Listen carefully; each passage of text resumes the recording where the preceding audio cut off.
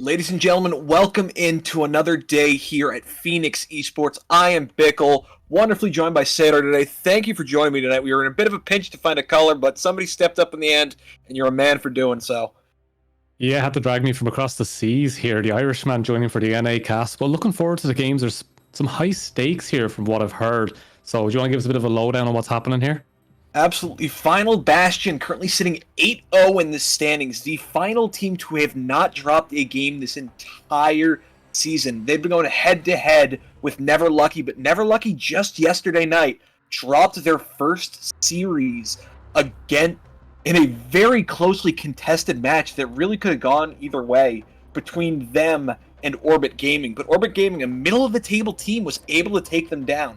Now, High on Meeps have renamed. They are now known as Glacial Golems. So Glacial Golems, another middle-of-the-pack team, going to be looking to repeat the success Orbit Gaming found, whereas Final Bastion wants to keep their streak going.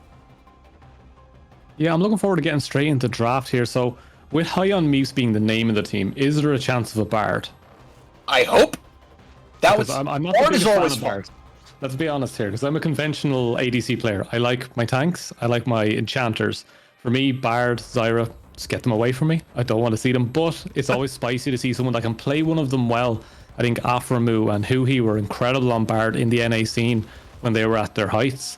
They really revolutionized the way Bard was played. But as we're trying to get into draft here, I'm kind of hoping to see some of what we've seen in the pro games with Jin Zhao's being played now and some interesting jungle picks, not just Hecarims and the odd Maokai every now and then. Something spicy, something new is what I'm always looking for. Really love to see new picks coming about. Obviously, we are now on 13.3. The Dragon God Aurelion Sol is currently disabled due to his rework, so he will not be available. But every other champ that was really hit with those buffs and nerfs going to be coming in, as well as those system changes to things like Radiant Virtue and Umbral Glaive. I gotta ask you, do you think that's going to shake up the meta at all, what we're going to be seeing? I think the meta's already started moving in a much more different way than we expected, because with all these patches coming in, it was meant to be the tank season. The tanks were meant to be getting stronger with the new items coming in. And then lethality came from absolutely nowhere with the likes of Varus coming through as one of the hotly contested picks. And now we see it again. It's shifting more towards that jungle role once again with Graves and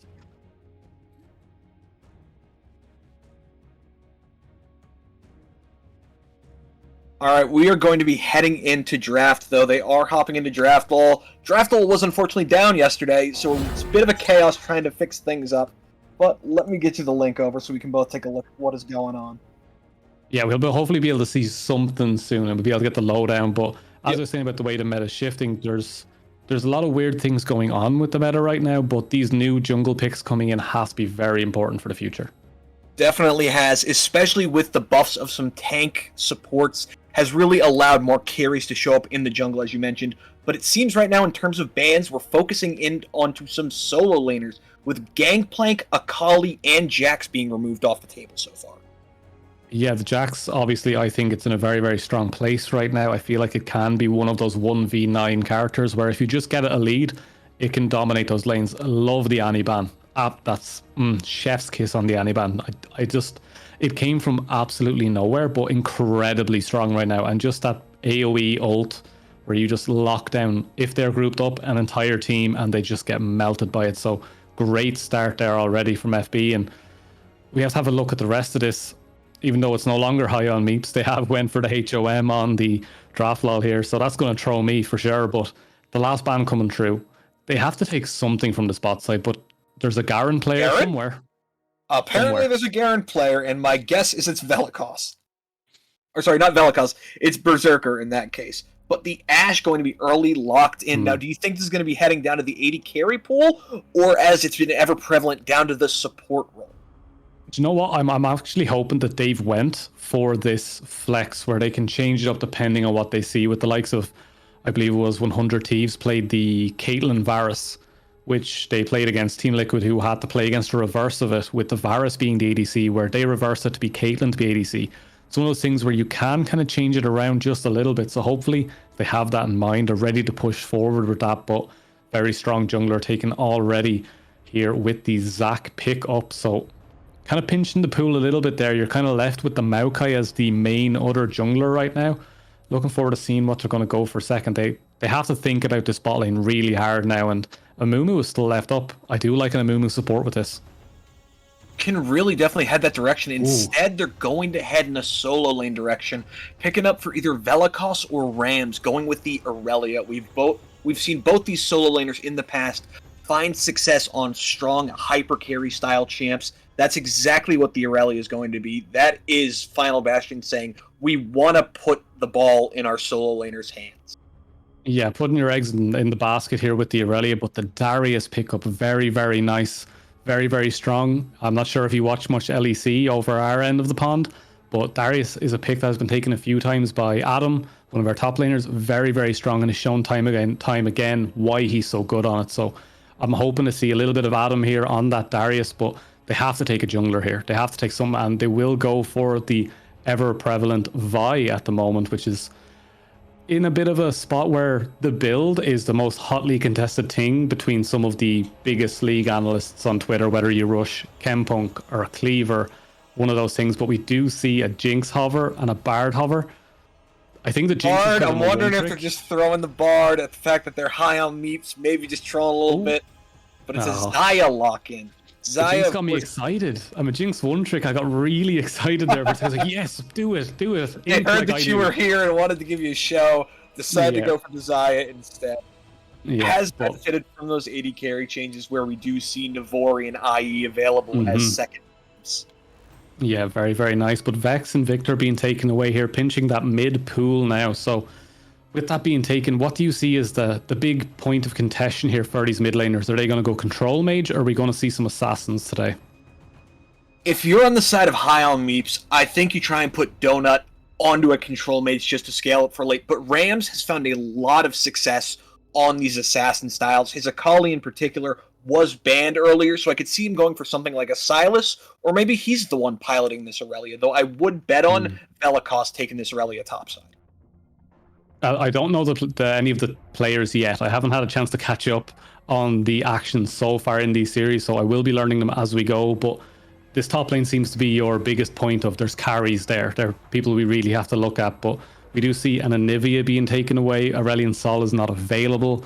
We do have some other really decent picks in that mid lane that are available, especially with the likes of Kassadin being strong at the moment. Even the control mage Silas could be taken up here. Rise. Maybe a Cassiopeia. It has been picked a few times.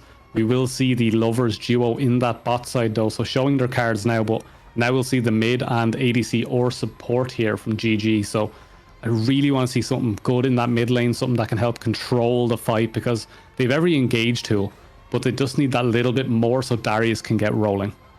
Darius really is that champ you want to try and get snowballing top. It's smart by Final Bastion, saving the Aurelia flex to show where it's going to go. But speaking of flex, we do see that Varus locked in. We're going to have the double poke bot side, Varus Ashe lethality option, on hit option. Hell, even Varus support is an option if you want to go that way. AP Varus is also an option. Yeah, there's no AP currently on the team, so that still could be a Varus mid, but they do go for the Malzahar. I do like the idea of that lockdown, that silence, the ability to just remove someone from the game. So very, very good pickup. The last pick here, it's the mid laner. They have to find something here that can keep that Malzahar in check and not just let it free farm. Syndra, probably my favorite pick to see here, but we'll have to see what they go for. It really will. It's running down on Final Bastion to see where this Aurelia is going. It's going to be the Emperor of Shurima showing up in the mid lane. Azir making his presence known. What are your thoughts of this into the Malzahar? I'm more worried about the fact they have 3 birds. I mean, birds with a feather fly together. Yeah, but 2 birds, 1 stone kind of thing. Fair point. Well, who's going to throw the stones on high on meat? Is it going to be the Ashe? I mean, Vi has gauntlets that could launch a rock. Let's be honest here. They could do some damage. You bring a very fair point. I'm interested to see what they're going to do here. I just feel like the Azir is kind of a panicky kind of pick. It does have that swoop. It does have that ability to set up a team fight. But they already have that with the Zac and with the ability for Rakan to go in. So they have a lot of engage, but I feel like their damage might be low if Xayah and Aurelia can't get onto key targets, while they have to deal with Malzahar stopping some of that engage, the Ashe stopping that engage, the Varus stopping that. Like, there's so much we're going to say no to what you want to do for GG here. So I'm very curious what their plan is here. It feels like Aurelia has to get a 5-man ult and annihilate them. That has to be their game plan. You're really going to be looking at the Aurelia to try and get a lead going up top side and carry that into the team fights, as you mentioned. As High on Meeps just brings so much CC to the table, both AD carries providing their own form, Malzahar bringing out and forcing a QSS, basically, if you want to be resistant to him. Because if you're not, you're about to be locked down and just murdered by everybody in the area. Yeah, and then on top of that, you also have Zac being able to leap onto that backside. And although they do have a lot of CC, if they're burning their CC onto Zac, Aurelia will be free to push forward then a little bit more and maybe get something onto the Malzahar. QSS on Aurelia might be able to get through the rest of the team fight easily enough. And Xayah Rakan might be in a bit of a tough spot overall then. So I'm very, very interested to see how Final Bastion are going to circumvent all of this CC. Is there going to be multiple QSSs? Is there going to be Mikhails on Rakan to try and peel off a key target and let them build damage? It's a very interesting one. I'm looking forward to seeing it. Xayah especially. I do really like the champion right now, especially with the changes to the items in the crit department with those quick blades, with the Navori. It's going to be interesting, but I also really like Varus right now. So I'm in 2 stages right here. Do you have a favorite yourself coming in? Draft-wise, I like what High on Meeps have brought to the table, but I've bet against Final Bastion before, and it's come to bite me, so I have to go with them. Okay, that's a perfectly fine statement, I think.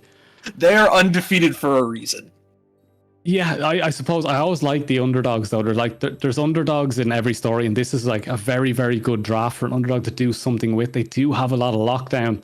That Aurelia, those piercing blue eyes staring at me are just saying, like, you doubt me? And I'm just like, I just like the Varus here. It's something about it. It's such a nice champion when you see it played to perfection with those arrows just ripping through teams. Absolutely. That lethality can be really difficult to deal with, whatever the Varus decides to do. Going to try and make Xayah's life very difficult. But at this moment, we are going to head into our spectator delay. When we come back, we'll be here with game number 1 of Final Bastion, taking on High on Meeps, formerly, currently though, Glacial Golems.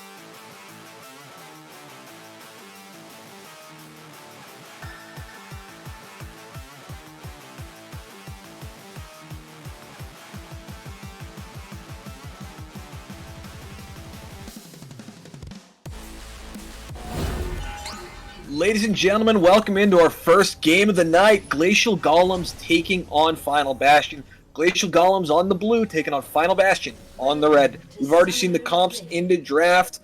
Anything stand out to you in terms of runes or summoners here? Mostly just the first strike on the Azir kind of gave me an idea he wants to play aggressive. The press the attack on buy, very interesting. Also looking for that burst. Halo Blades on Ashe, becoming more of a standard now. Really enjoying that. Then on the other side of things, the Guardian on Rakan. I might just be me, but I really like Glacial Augment on Rakan. I'm a big Glacial fan. I love Glacial. When you see it shoot out and hit the person you weren't engaging on, it just feels nice. You know, it's like a little like treat you get. Like when you get that extra chicken nugget in like a 6-pack, you know? Like, oh, I wasn't expecting this, but this is wonderful. Is that a bad bird joke to put in there, or? No, all bird jokes are great. Okay, we just wonder if they'll become fried chicken this game or not. I'm hoping they don't, because the Lovers bot lane is something I do play with my girlfriend. So I really hope they do well. I really hope they do well. But yeah, we're seeing a normal start here for Dorgard on the Vi. On the other side, Iced is going for that Raptor start. So a bit of a change of pace. They probably won't end up meeting in the jungle at this stage unless we see some really, really fast clears coming through, but looks like a basic enough start. Berserker in this top side already getting aggressive onto this Aurelia, really trying to put the stamp down in this lane and say, you will not bully me this time around. She's making use of the crippling strike to get a bit of extra damage out there in the slow, trying to force Velikos off the wave so she cannot step up and farm. Always like to see it. The engaged bot side off the grand entrance with the double dagger, going to be a nice chunk of damage there onto Narshil. Yeah, a nice little start there for sure, as we do have a look. A lot of pressure already on that bot side. We should be seeing Iced come towards that bot side as soon as possible on that Zac. So very, very good start from them on that side. I'm still worried about the idea behind the comp here. There's a lot of CC available, but I feel like if Ice can get that start, get a couple of lanes rolling, get a couple of assists or even kills for himself, I think Dorgard will be in a very tough position this game to get into those lanes and dig them out of the hole that Ice might put them in.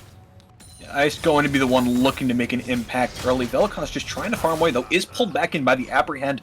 A lot of those stacks of the hemorrhage stacked up, doing a big chunk of damage down to half health already.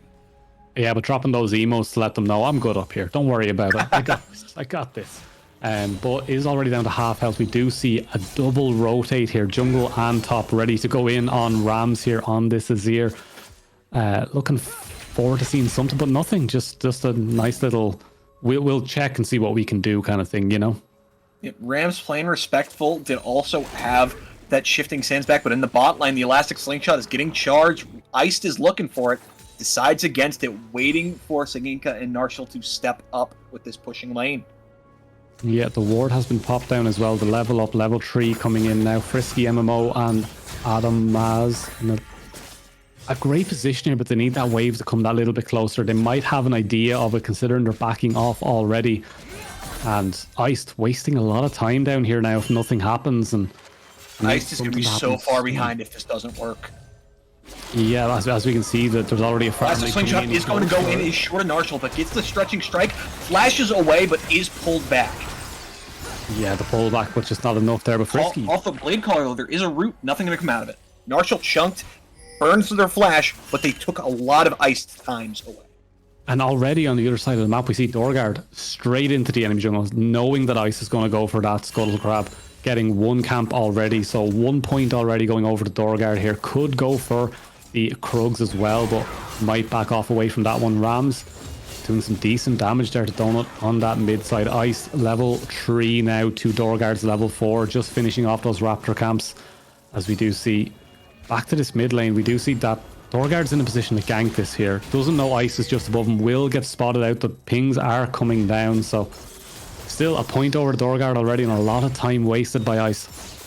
They're just going to wave to each other, see each other in the jungle, saying, hey, you go ahead farm, I'll go ahead farm. We can't do anything at the moment. We do see Berserker topside go back and grab that pickaxe. Going to have a nice lane advantage there with some extra damage. Would a wave from Zac or Vi be scarier? Like a massive gauntlet of power or like a flubbery arm? It is both an option. I just feel like if I saw Zac in the jungle wave at me, I'd be like, okay, that's not that terrifying. But if I saw Vi waving at me, I'm like, I'm probably going to die here. Yeah, like that thing can split me in half. Yeah, I'm like, worried. That's not the kind of thing I want to see in the jungle, you know, if I'm just going for a leisurely stroll as an ADC, but nonetheless, we'll get back into these lanes here now. We see Velikos holding the wave in a decent spot here, would be available for a gank, but Iced choosing to go towards that bot side. We do see All in off Berserker. that apprehend. Good chunk of damage, dodges out on the flawless duet. Yeah, and those emotes don't stop coming from Velikos, having the time of their life up in that top side up there. As we do see back to this mid side, the junglers taking a very, very cautious pathing here, always getting their camps. Not really trying to force too much here. They know that there's a lot on the line, and small advantages being picked up in the lanes here for the side of Glacial Golems. It's just that mid lane donut getting that free push in, already got a decent back in. Great position for them already. We might see the first gank here though. Iced once again in the bot side. Iced also in the area, but Donut is making that rotation possibly. Does know there's a possible ward, instead just going to back up. Dragon could be the next big prio, as it is finally on the board. But once again, Iced is down in this bot lane, burning some time trying to make some stuff happen. Priming the electric slingshot. He goes in, goes wide, is going to look at the pullback, does not catch him with the stretching strikes. Once again on the spot side, not getting and not hitting what he needs to right now. What we do see Ice walking into that tri-bush, just clearing out some of the vision, but Dorgard is here. Narshil walking up, clearing the ward. They don't know Vi is here because of the autos coming from Narshil. They know now. And nothing. Just a very, very cautious game. I like this though. This means there's no risk, there's no rewards either, but both teams just playing, saying, we know we can't lose this early game. Let's play this safe, because I feel like that would be more in the favor of Glacial Golems, these early trades. Elastic slingshot in, flashed away from the Emperor's Divide. Donut a lot of respect. A lot of respect shown there. Immediately going, that's not a safe spot for me. I can see him rolling. Let's get out of this as fast as we can. Very well played by Donut. Really good job playing it safe. Didn't want to risk being the first blood on the table and getting Rams that snowball going into that Azir. Not what you want to see happen, so he's happy to live there. Stunned, pulls back in. A little bit of the crippling strike coming in for the damage off that hemorrhage. Just chunking out Velikos. Velikos has been under tower this entire game. But comfortably. That's the thing, comfortably right now. Still getting that CS advantage, not losing a plate either. Is going low. An advantage could be picked up there at some stage for Berserker if he can get that plate. But nonetheless, it's a very, very slow start here. They're taking their time. Under that tower, Velikos is safe. And that's... Oh, they're on to Iced here. Berserker has found Flash. him. The flash is forced out of Iced. He's looking to wrap around, but Vi is in the area, meaning he's got to give up his red buff here. yeah, immediately taken there. Going to go towards that bot side, but a good start. Dorgard now got 2 camps on that side of the map. Comfortable right now for the Vi, just coming in, getting what the Vi needs, leaving as soon as possible, and very, very comfortable. You can't really fault the playstyle they're going for right now with Golden Guard. I see GG and this is Golden Guardians. Jesus. Close enough. It's still NA, it counts. But Glacial Golems, Vi very comfortable right now going into that jungle, and there's no pressure coming from the side of Final Bastion to try and stop it. So it's a bit worrisome right now if you are Final Bastion losing those camps for free. Really is. Dragon and Herald still on the board. No objectives have been taken this game. Nearly 10 minutes in. Both sides seem to be rather content just trying to scale up. Dorgard coming in for that mid lane. Oh, the flash. It's okay. We're safe. Well, it wasn't even a flash. It was a shuffle. It was a shuffle from Rams to get over that wall. Okay, I thought it was a flash by how fast it was. Sadly, we couldn't see it. I guess due that's to safe directed for camera. now. Yeah, so Rams comfortable enough out of that one, and this bot side, I expected a little bit more action coming out from the double poke lane, but Frisky MMO and Adamaz, or Atom, is it Adamaz? I just go with Adamaz. That sounds good to me. It has a bit of flair to Adamaz, you know, a little bit of flair to it. Je ne sais quoi, if you will. Is that too European? Maybe. You're fine. Don't even worry about it. We'll get away with it. But as we're looking here, it's just Mid lane stepping up. There is the Vault Breaker in, locked down by the Nether Grasp. Easy first blood going over to Donut. But I also saw a Fnatic emote coming in there from Donut. Much respect, much love. I know it's not a good season for us, but We don't talk about how this season went, but yeah, great team. Yeah, we're having a great time. Wonderful. I wasn't booking a trip to Berlin to go see them in the finals. No. Oh, the pain. Yeah, all the pain in the world. MSI. I'm not going this year, but nonetheless, as we're going, it's a nice start for them. They do get the first blood over onto Donut. More control in that mid lane, but the Drake being started up here. This could be Final Bastion's chance to get something. Arrow lands, and there's just more stunts coming in.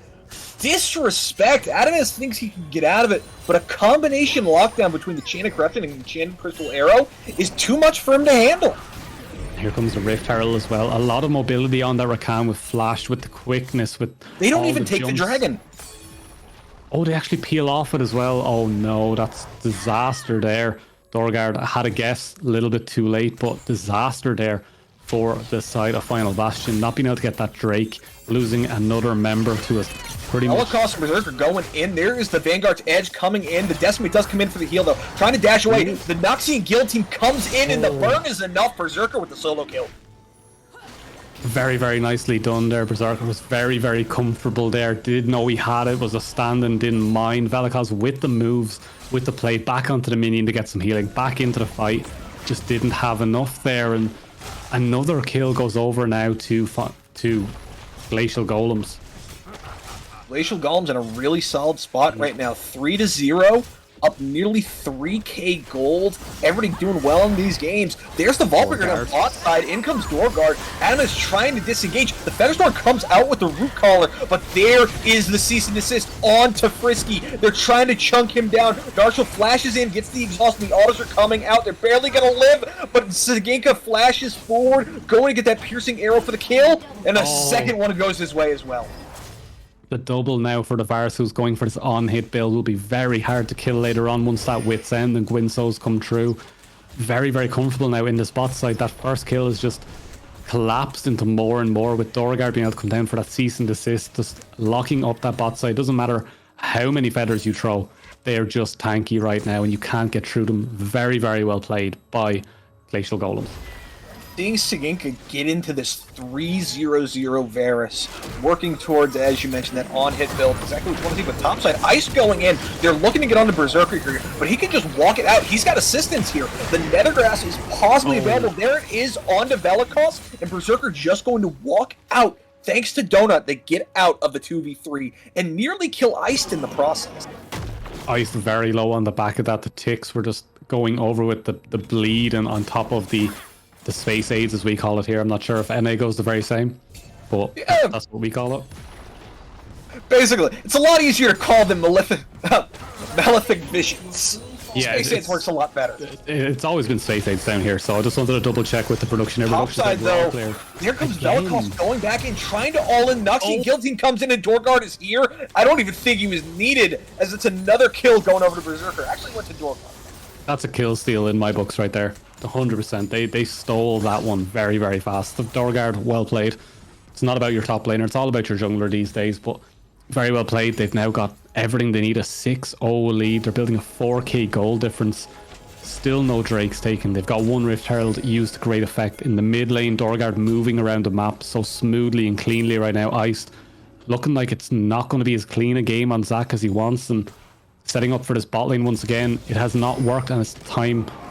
Here comes the elastic slingshot and lands on to Saginka. The pull back into the grand entrance is enough. The charm comes in, and there's the root collar going to land the kill in the end. That's a double kill going to Frisky MMO. Exactly who you wanted those kills on. Yeah, and a lovely shutdown as well. A lot of gold now in the pockets for Frisky MMO, and it's a big turnaround for them. It's exactly what they need to go. Also going to get this Drake. Very, very nicely played. Ice finally getting that bot gang to work. That's the most important thing. Third time lucky. And they get the birds back on the map. Rams trying to defend this mid lane right now. Will get silenced by Donut, but should be clean enough on this one. Velikos also moving down there, thinking about it. Hero lands mid. I don't know if anything's really going to come out of it as he's stunned under tower. I was in my mind. I saw Malzahar flashing and dropping everything in this. I would have loved to see a flash in, drop the space aids, and then root him with the Nethergrass just to get that kill. That would have been phenomenal. Besides to just play it safe, though. Playing it safe seems to be the name of the game, and it's working for them insanely well right now. As we do take stock, we have one Mountain Drake taken so far. The next Drake will be Ocean. That leaves us with the possibility of getting Infernal, which is always great.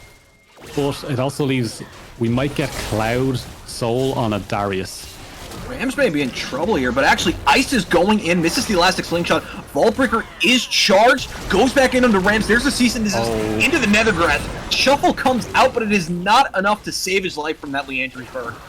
And Flash still available for Rams as well. That could have escaped from that one. Ice going a little bit too deep there, and I think kind of baiting his mid lane going in though, but Frisky's in the area. There's the grand entrance into the knockup of the Blade Caller for the root, and Frisky MMO is going to pick up another kill. They are going to back away though. Arrow just goes wide. That was insanely close. Frisky having that Gale Force to finish off that kill, very nicely done. But if that Ash arrow had have landed, that would have spelled disaster there. But they do manage to get a kill back, and it is going on to a key component of their team. Berserker gets out. Yeah, the Flubber Bounce, he gets out clean there. With the passive up, always going to feel safe there. But Ice needs to get more done on this map. If we just flip it over and look at the other side of the matchup, Dorgard, 30 CS lead right now. That is immense at this stage of the game. One level advantage, that will spell into more once more of the jungle camps are taken. Dorgard going to clear that top side now. 2k gold, nearly a 2,000 gold difference in that jungle alone. Top side, decent advantage there, but look at the bot side. It's actually 3-1 a piece, 30 CS different, but it's only 600 gold. That's all it is. It's all down to Frisky MMO here and Rams. Mine's Narshil. Arrow goes wide. Rams is still looking for this, but Saginka's going down. There is the slide around with that shifting sands, trying to just run away. Looking at Narshil possibly. Ends up deciding against it for now. Yeah, the bot lane He's still chasing. No, yeah, he gives up. Eventually, like the bot lane does turn tail eventually. I think they do have a chance of winning that if Narshil landed the ult. If that enchanted arrow had hit, maybe there was a chance, but don't want to take a risk against a Dark Seal Azir. You don't want that Azir to start stacking that item, because then it will be... Velikos maybe in trouble here. Hit by that Decimate, pulled in by the Aprian, flashes away from the Vaultbreaker. Going to live for now, but that does cost Velikos a little flash.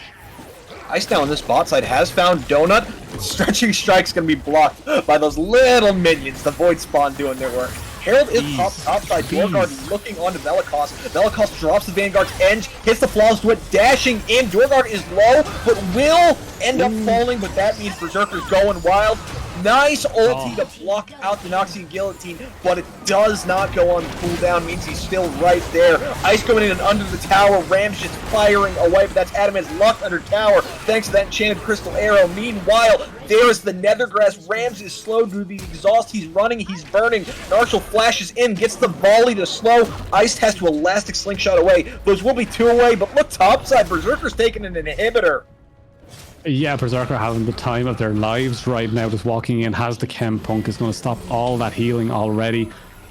Straight onto an inhib, takes the inhib. That Rift might even get a hit onto the tower, but it's going to stay farming in that top side as well, get a little bit more gold, but that top side right now, not going the way we wanted it to go. We did want to see an Aurelia pop off, but it's not quite happening this time around, so I've got to ask, what do you do from here?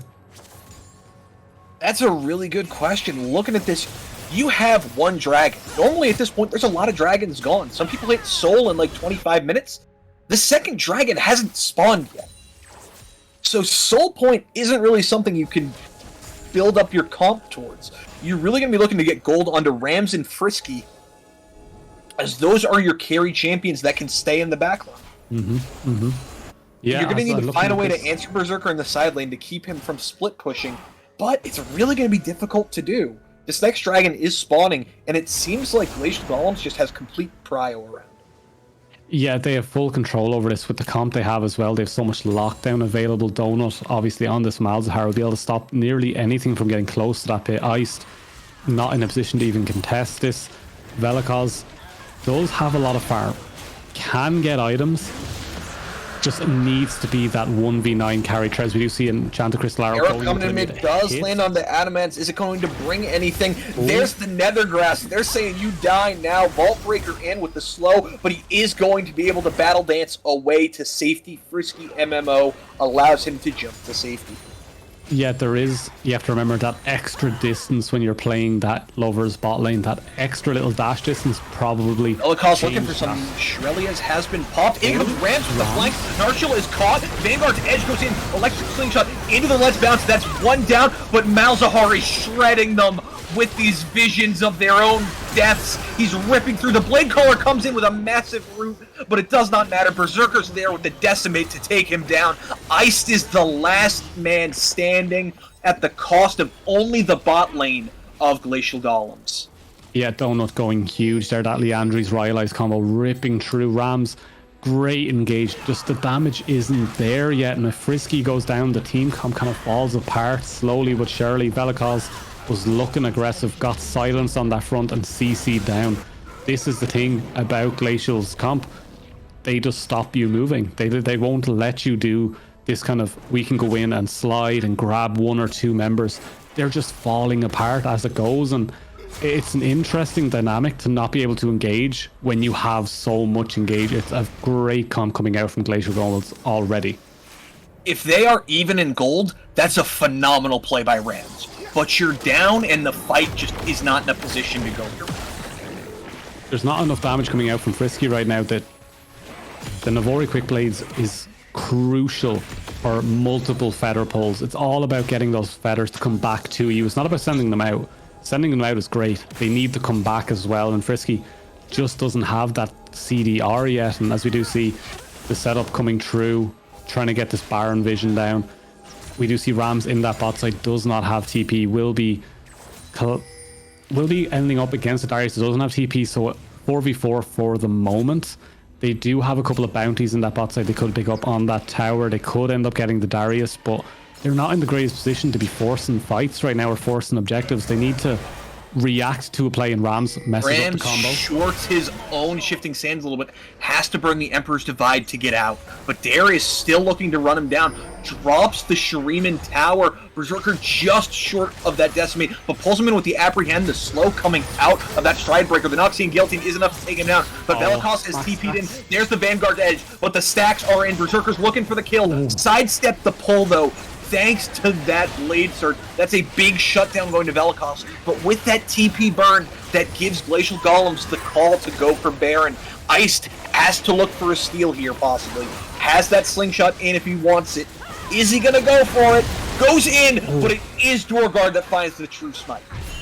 Yeah, and the Space Ade's taken away on Ice there as he escapes as well. Doesn't quite get what he needs. The Radiant Virtue picked up as well, so will be a tank and will be healthy in these fights. But look at two Chempunk Chainswords right now for Glacial. They're ready to fight that Zac. They're not letting him heal. Same with the Aurelia. We do have the on-hit virus coming through, going to be very hard to kill. Is going towards a Wit's End next on his item list. Glacial just have so much pressure right now, and they can work so well around the map.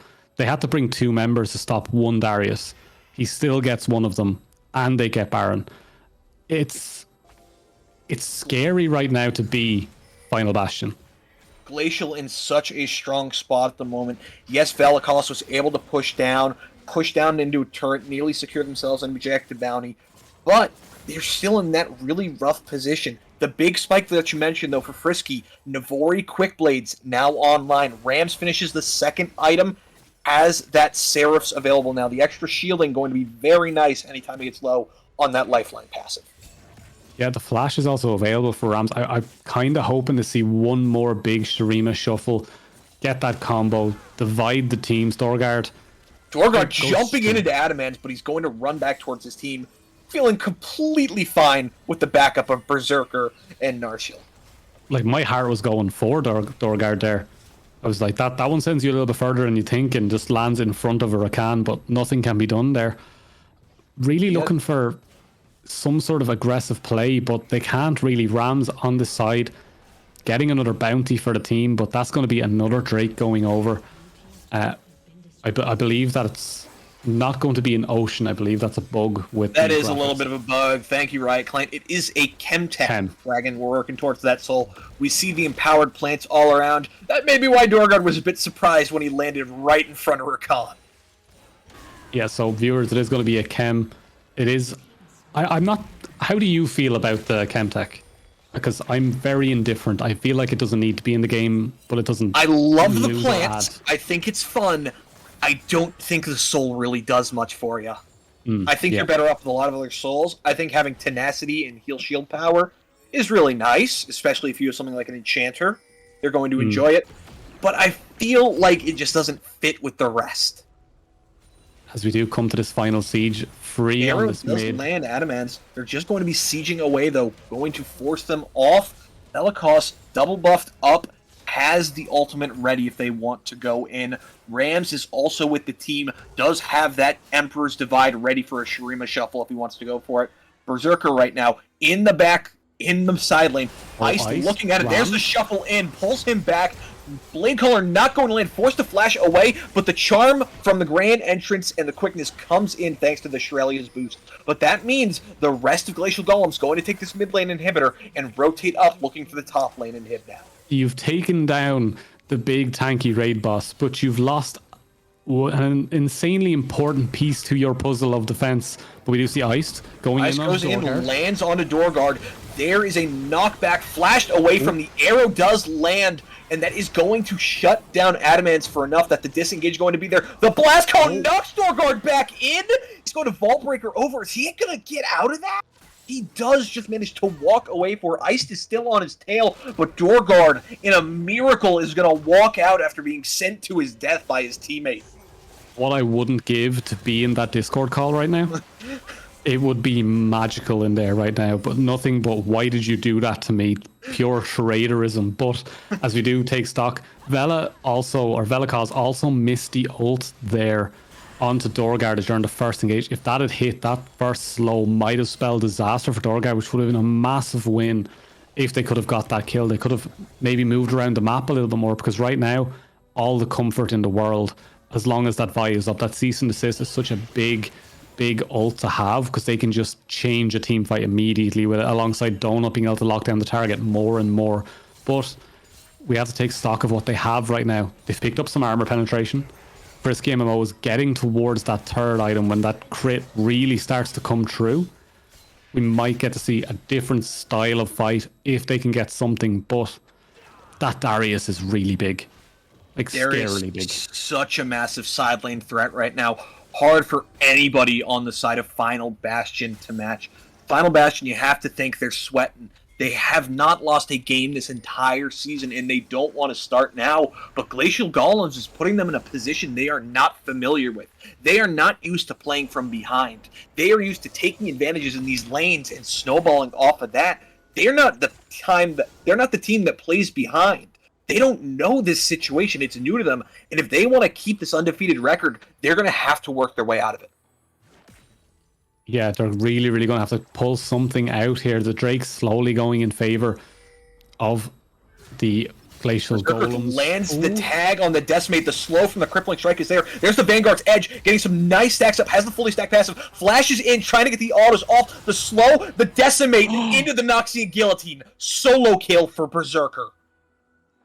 Yeah, that's not what you want to see as the Aurelia, and not what you want to see as Final Bastion right now. That is a massive little turnaround. Just to get that solo kill opens up everything they need right now. Berserker are going to be able to put all the pressure in that bot side. The inhib is open for them to take. Ram's not in a position to contest this. Second inhib down. The middle inhibitor has to be coming up within the next 2 minutes, something like that. But with that topside pressure coming in, the next Drake should be easier to get. Ram's going for this fight. Pulled in by the Apprehend. There's the Nice. scoop back thanks to the Emperor's Divide. There's the Gale Force in, gets that kill on to Frisky. That is exactly who you want the gold on. But that means Glacial Golems going right back towards this Baron. Rams looking. Iced, gets iced by the arrow, but comes in. Dorgard once again, landing the smite in a 50-50. Says, you can give it your best all you'd like. I am better than you right now, and I am better than you in this smite fight.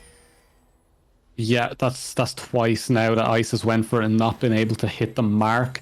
Rams, I really had it in my mind that Rams was going to go towards that fight, maybe TP into the bit, apply a little bit more pressure. But when you're shot calling from the side of Glacial Golems, you're saying burst at 2000 health, and I'll smite as soon as that call comes in and everyone puts their damage down. Comfortably taking it, regardless of ice going in. Doesn't even get the smite off during it. It actually went down that fast. Turning it around, getting another Drake on top of that. The Glacial Golems are looking incredibly comfortable, and these were your favorites coming in? I had Final Bastion. And Glacial Golems looks like a complete new beast. They're putting on a performance that we have not seen out of them yet. Nobody's been able to do this to Final Bastion, and they're just tearing them apart. Yeah, I would like to look at just because we have 3 items for healing reduction, 4 items now. One's a component, I suppose. But at the top side, Chempunk, Jungle, Chempunk, on Donut, Morellonomicon. On the Ash as well, we have the Executioner's Calling. It's just nothing is allowed heal on the side of Vital Bastion. I get a couple healing items, but I have a feeling that 4 is a bit overkill. Is it overkill, or is it just the right amount to kill? Because it's working. You have a very fair point. It's working, so what am I to complain right now? Of course, Grievous Wounds did get that buff so that even the component has that base 40% of the reduction, and completing it now just gives you even more stats overall, which is what you should like to see. Berserker, though, stepping up and threatening, does have the Apprehend to pull back in if he wants to threaten even harder. If anyone wants to know how to beat Final Bastion, just keep buying all of the Grievous Wounds items. Because what you're saying what is, I'm seeing, Siginka just needs one and it's over. Yeah, like if we get 1 onto Rams, it'll even it up a little bit. It'll be 4-2 then. And then So we got just healing items OP. I mean, anti-heal OP. Yeah, pretty much. It's like the entire opposite of what Riot wanted. Because healing was OP, and then they reduced healing and buffed Grievous, and everyone went, okay, we won't take healing items anymore. That's fine. Now it's just stack anti-heal, and for some reason it's cost effective. Apparently. I suppose. It works. It works. But I mean, why wouldn't Chempunk Chainsword be a rush on like 50% of champions in the jungle for a while? It just Riot things, spaghetti. Berserker stepping up, trying to take down his tower. Ice is going in. There is the quickness going for the knockup. But Berserker is there as well. Dorgard takes down Frisky. That's the carry. Adam as is next to fall, as is Ice. 2 members left. Flash in with the Decimate into the Noxian Guillotine. There's the Vanguard Edge trying to pull through. The knockback off that Emperor's Divide is enough for a kill, but the lockdown off the Nether Grasp. No QSS, no life for you. Final Bastion has fallen. Glacial Golems will be the first team this season to take down their Nexus. Glacial Golems coming out on top in game number 1 in convincing fashion. Donut with the anti-fun button and just taking the game directly from Final Bastion. I have to say, their comp was interesting. They had some ideas there, they really did, but it just seemed to fall apart. And as I was saying before, there's so much reaction available for Glacial Golems to just stop these fights from coming in. If you want to be iced and want to go in, Dorgard ready to stop. The Ash ults, Varus ult, everything was there to stop them. And it's just looking around, it was just a good comp to play, and they knew what they were doing from the get-go. So well played, very, very well done by them. They need to change up some things in these graph. Final Bastion, they've got to get something that works in a more simplistic way, because putting everything on Aurelia isn't really the play right now. Yeah, it really didn't work out for them. Velikos took these aggressive plays even when behind, trying to get the advantages, but every time they went for the 1v1 against Berserker, Berserker came out on top. They got their snowball going and were just dominant in the side lane, dropping the most damage across the entire game, having the most gold. They were a side lane menace that the side of Final Bastion just didn't have an answer to. We take away the Darius? Is that what the analysts think? Take away the Darius and maybe the Malzahar? You ask a very good question that I don't have an answer to, but I think these coaches are really going to be talking to their teams to figure out what the plan is. Glacial Golems found something that worked for them. What's the plan when some of those pieces get taken away? What's the plan when Final Bastion changes up their strategy? Your Final Bastion, you're down a game. You're on match point for the first time against you this season. What is your plan going forward? It'll be really interesting to see how these adaptations come in. But while we get set up for our next draft and our next lobby, we are going to be heading to a quick break, and we'll be back here with game number 2's draft between Final Bastion and Glacial Golems.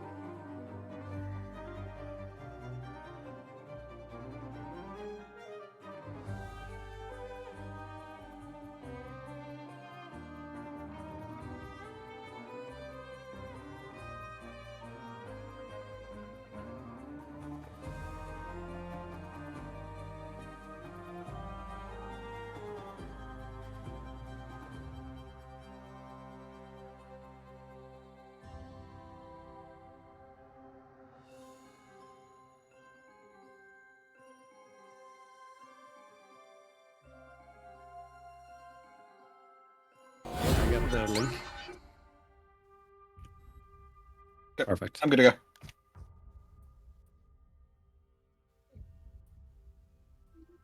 We started draft, guys. I'm really sorry, but we are scrambling here to get ready ourselves, trying to get in here.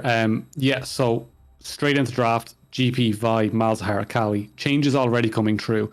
Glacial Golems, they're changing up nothing so far. So far, they're sticking with exactly what worked for them last time. Getting rid of the GP, getting rid of the Akali. Meanwhile, Final Bastion taking away two of the primary lockdown pieces that handed them their first loss. In the Malzahar and Vi, they're saying, you know what? Point-and-click ultimates aren't really fun to play against, so let's not have that happen, as they also, once again, take away that Annie.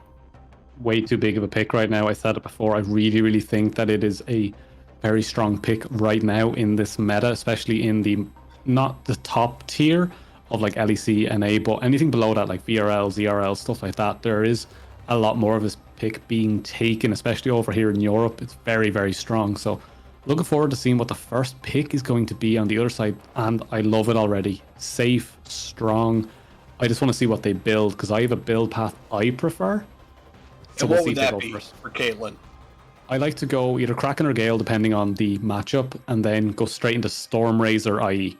I think that Stormrazor burst is just amazing in that bot side, and you just hit them with the slow, you follow up with headshot after headshot, and you're just in a very comfortable position. Plus, if you're really good, you can Stormrazor trap E, and you will 90% of the time hit it if they don't have like over 370 move speed. So looking forward to it, but the Ashe being taken away on the other side. You said slows, and they will bring slows with the Freljord Archer once again coming to play. Jarvan also going to be Dorgard's pick here, ganking style jungler. Meanwhile, Final Bastion knows their plan. Kate Morgana bot side, strong pushing, kill-centric threat level bot side that's going to push you in. Scaling mid laner for Rams with that Victor already locked in. In a response, the Jax locked in. Berserker found success on the Darius last time. Now they have another side lane threat who scales just even better. Jax, ever since that mini rework to his ultimate, has become a menace on Summoner's Rift. Yeah, looking at the Jax, if that comes true, if that gets a lead, could be a really, really strong point here for GG. The ban's coming through. They have to think about this now. What's good into Jax top? What won't work for us? What do we need to get rid of? Rengar being taken away in that jungle. Very good into Jarvan. Jarvan is very strong right now. I still think it outmatches Rengar in those early stages, but with the lockdown they have, adding a Rengar to that team would just be, if we land CC, Rengar kills it. Very, very simple. Good plan. Getting rid of the Ziggs now from the that mid lane. Away. Heading towards that mid lane, or technically 80 carry potential. Good wave clear, good push potential. Obviously, with the satchel charge, has the ability to take down the towers. Diana, though, taken away by Glacial. They're targeting that jungle pool even more, trying to get iced onto some lesser picks. Saying, we have a strong pick in the Jarvan. That's what we're going for. And Final Bastion, though, taking away the Sivir, saying, we think you're sending Ashe to support again, and we don't want to give you this strong push power. That's what both of those bands are worried about, the wave clear. Zac is still available, though. Zac is a very, very strong pick, and although it didn't show its stuff, it was... Okay, so it didn't really work in the bot side. Let's just get that out there. It took 3 goes. But it is still a very strong pick. Vex was banned last time around, so GG picking that one up. Glacial should be very comfortable on that. Final Bastion on the other side. Fiora would be getting the hands check? One. We're getting the hands check. Fiora versus Jax top side. Oh, the Sejuani hover, but changed to Maokai. A bit of indecisiveness there on the jungler. I think I would rather see the Sejuani here with the melee match up top, being able to kind of bounce that off with the Fiora, getting those free stacks in. Maokai also has that 5-man route, which is hilarious to me because he's a tree. But nonetheless, he has that route available. 2 very, very solid picks. I just think that top side could be detrimental with Sejuani, and they do go for it. Seems like they agree with you. Yeah, maybe they're listening in. Maybe they're hearing what I'm saying. I'm really hoping they're not, because if they lose, then it's my fault. And then they can put it all on me. I mean, this is great for them. They win, totally their idea. They lose, definitely your fault. Yeah, I'm waiting for the Gamba to come true so I can predict who I want to win, because I'm already up 1.2k. And I've only been here for one night, so I'll be getting up there, don't you worry. On the other side, though, the last pick, it has to be either ADC or support. It's a weird one, but I think Samira would be really good here. But it's going to be the support, though. Defensive is the name of the game. Braum going to be the lock-in. Did get those recent buffs on 13.3. The stand behind me getting the extra armor and MR and alongside that, getting his concussive blows passive to activate earlier coming each level, nice to have as the Braum. Ash Braum, so much CC, so many slows. Yeah, I really, really like Braum as a pick. I feel like he's really undervalued right now in the current meta. I just feel like he's very, very good at what he does, especially with that wall coming up as well, stopping a lot. I think we'll see a resurgence in Braum in the next while, but I really enjoy what they're coming with right now. I'm really enjoying the style with the Jarvan lockdown, the Braum to knock it over the top with the Glacial Fissure, Vex to jump in onto those backlines, get those fears in. I'm liking the comp from Glacial Golems, and I know Final Bastions are favourites, and I know it was a bit of an upset, but I just feel like Glacial Golems have come in with a great idea, and I feel like that will work more in their favour. They seem prepared, while Final Bastion, they're kind of throwing different things together with like side lane Fiora, Sejuani with these stuns to come on top of it. Morgana and Caitlyn's a strong lane, but where do the pieces all fit in this puzzle? Where's the idea coming through? What's the final end goal with their draft? I can very much see what you're coming along with. Glacial Golems sticking with a similar plan of what worked for them last time. Strong side lane threat in the Jax. Good AD carry, defensive bot side. They had poke last time. They're going with the Ash Braum this time. Vex, good, simple mid laner, provides good CC as well, and Jarvan, strong ganking jungler, especially come level 6. Whereas on the side of Final Bastion, you have a strong pushing bot side in the Caitlyn Morgana, you have a mid laner who wants to scale up in the Victor, and then you have a side lane threat in that Fiora, paired with a strong lockdown jungler in the Sejuani. I think comp-wise, what Glacial Golems has is a lot more coherent working together. Yeah, I'm just 100%. really curious to see how what Final Bastion has meshes as a team. It's up to them here from now on to go as a team and show us what their win condition is, because it could be working around that Victor with Caitlyn as a secondary DPS, getting Sejuani and Morgana in on those big carries with Jarvan coming through. But I just feel like I'm going to side more myself with the Glacial Golems here. Their new logo, new style, new drafts, they look good. Really looking forward to seeing what they can bring to this one. New team, new them appears to be their motto, and we are going to have to find out just how much that applies, as we are going to head to a quick break for our spectator delay. But when we come back, Glacial Golems is going to be looking to take the 2-0 against Final Bastion. Don't go anywhere.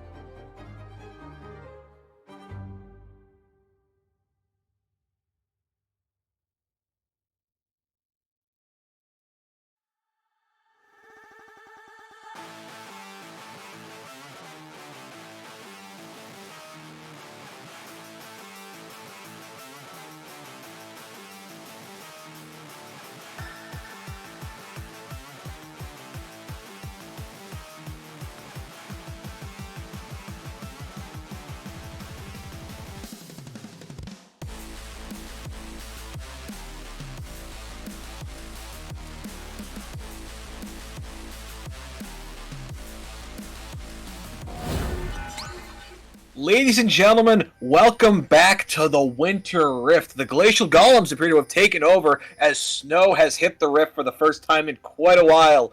But we're going to have action pretty fast as it looks like we have a 5-stack coming in here from the Glacial Golems.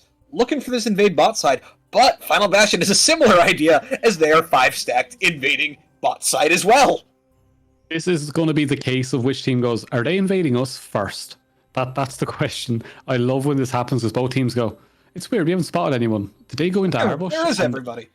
It could either be that they both do a full yin-yang circle around each other and not spot anyone, or one gets spotted.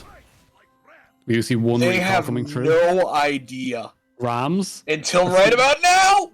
Oh, Rams! Rams in trouble, has to flash away. Counter-Strike is there, flash in, triple stun, siphon power, but there's the Arctic Assault. It's a bloodbath already in minute number 1, but the CC is coming in for the side of Glacial Golems. The slow is there onto Adamants. The Demacian Standard forces the flash away. The winner's bite will go wide. Everybody lives. Nothing happens, but everyone sees each other, and is a great start to the game. 4 summoners used right now for the side of Final Bastion.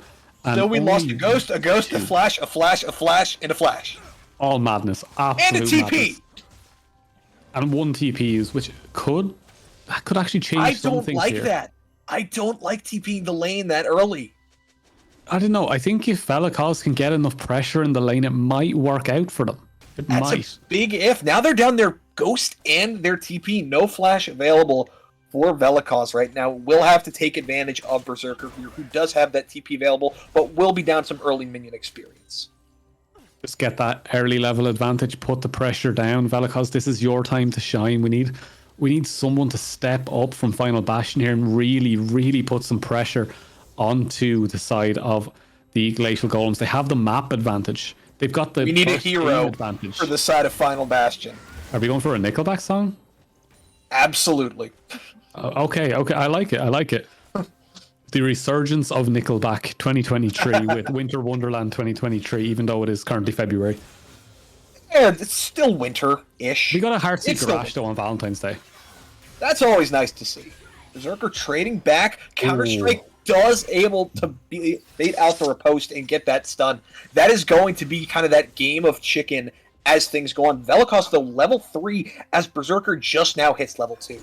15-2 in that farm department, and making good use of, like you mentioned, that early advantage thanks to TPing back the lane. And Velikos going to look to pressure it as they're going for the invade into Doorguard, but Doorguard already cleared out of there.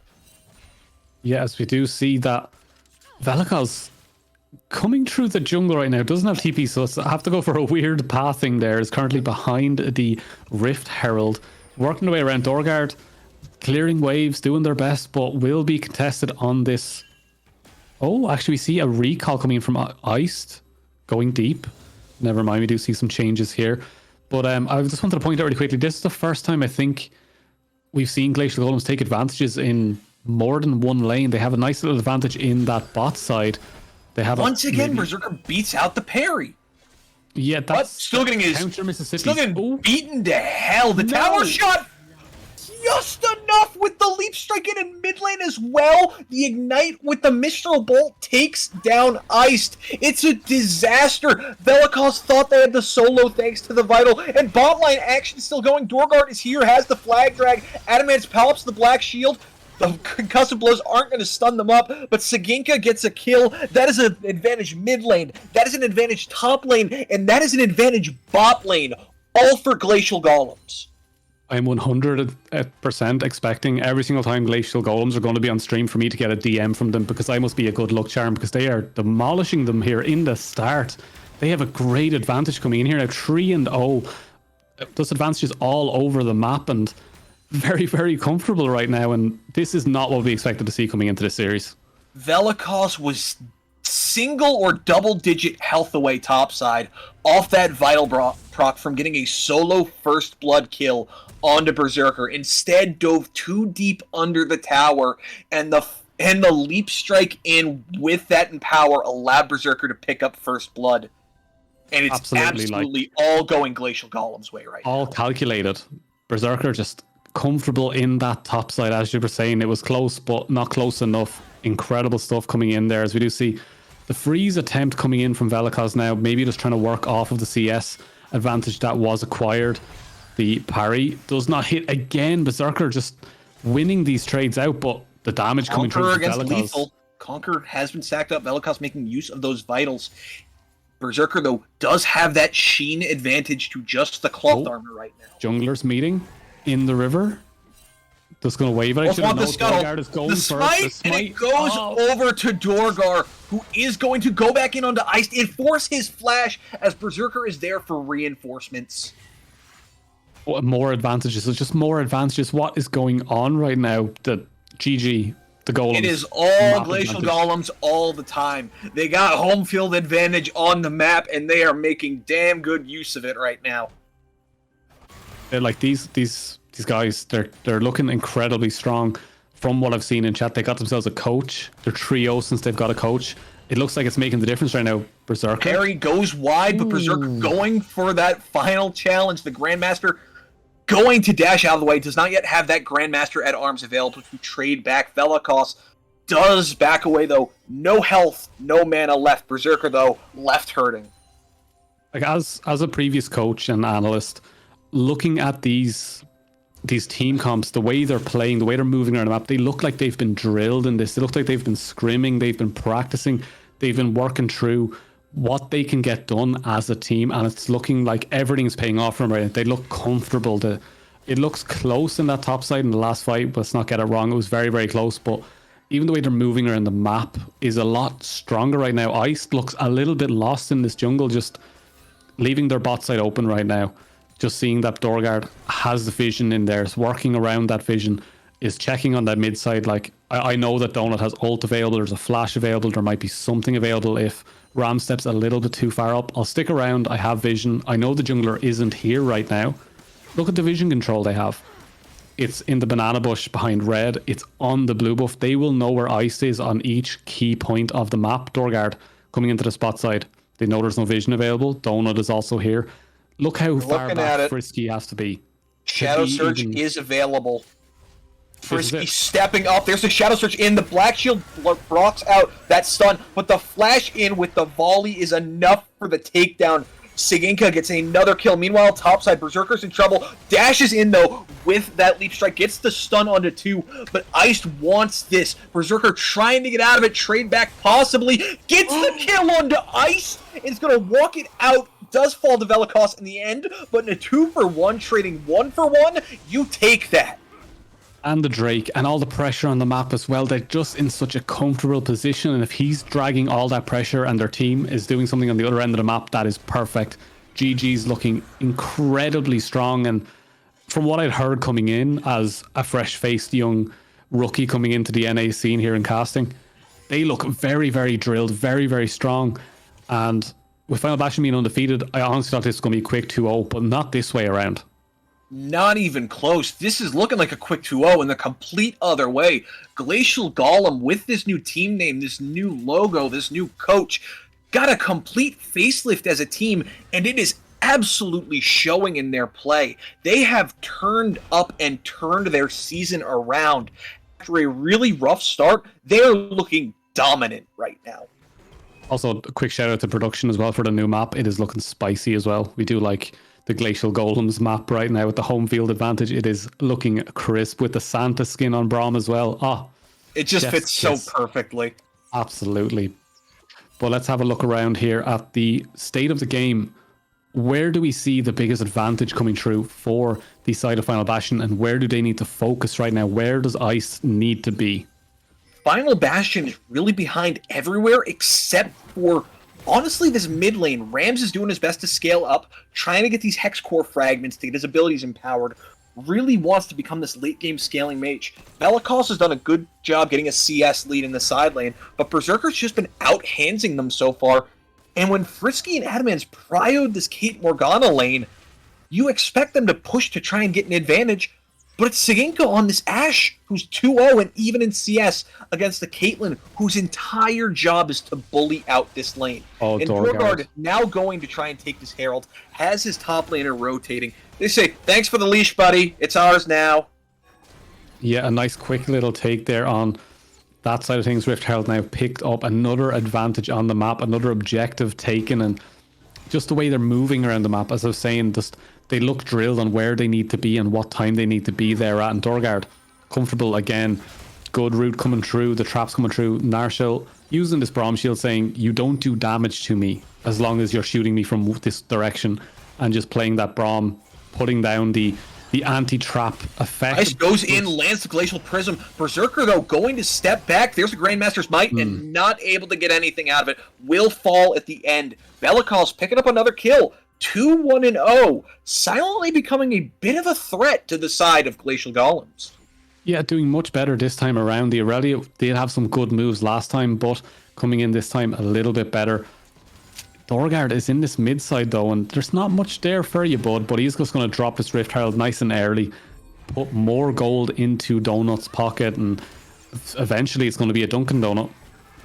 Really well. There's more plates going over to the side of Donut and Dorgard right now. Happy to have it. Both working towards their mythics. Everybody's still making progress towards those first big items of the game. And once again, you said it was successful last game. It seems like Berserker plans to stick to the plan. Early Executioners already picked up.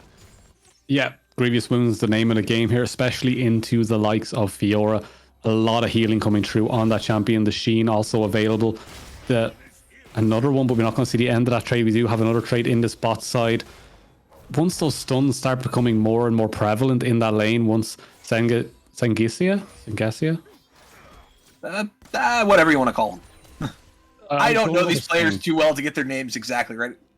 Both but Dorgard now in this bot side, looking for a potential lane gank. Yeah, and we also have Iced available in the Tribush, spotted out.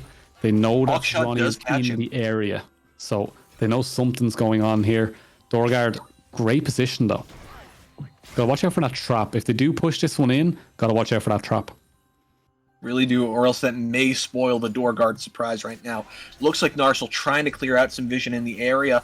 There's Ice in the bot lane. Dorgard comes out. The Glacial Fissure catches Adamance, but the Black Shield is there to immune the knockup, is able to get out of danger.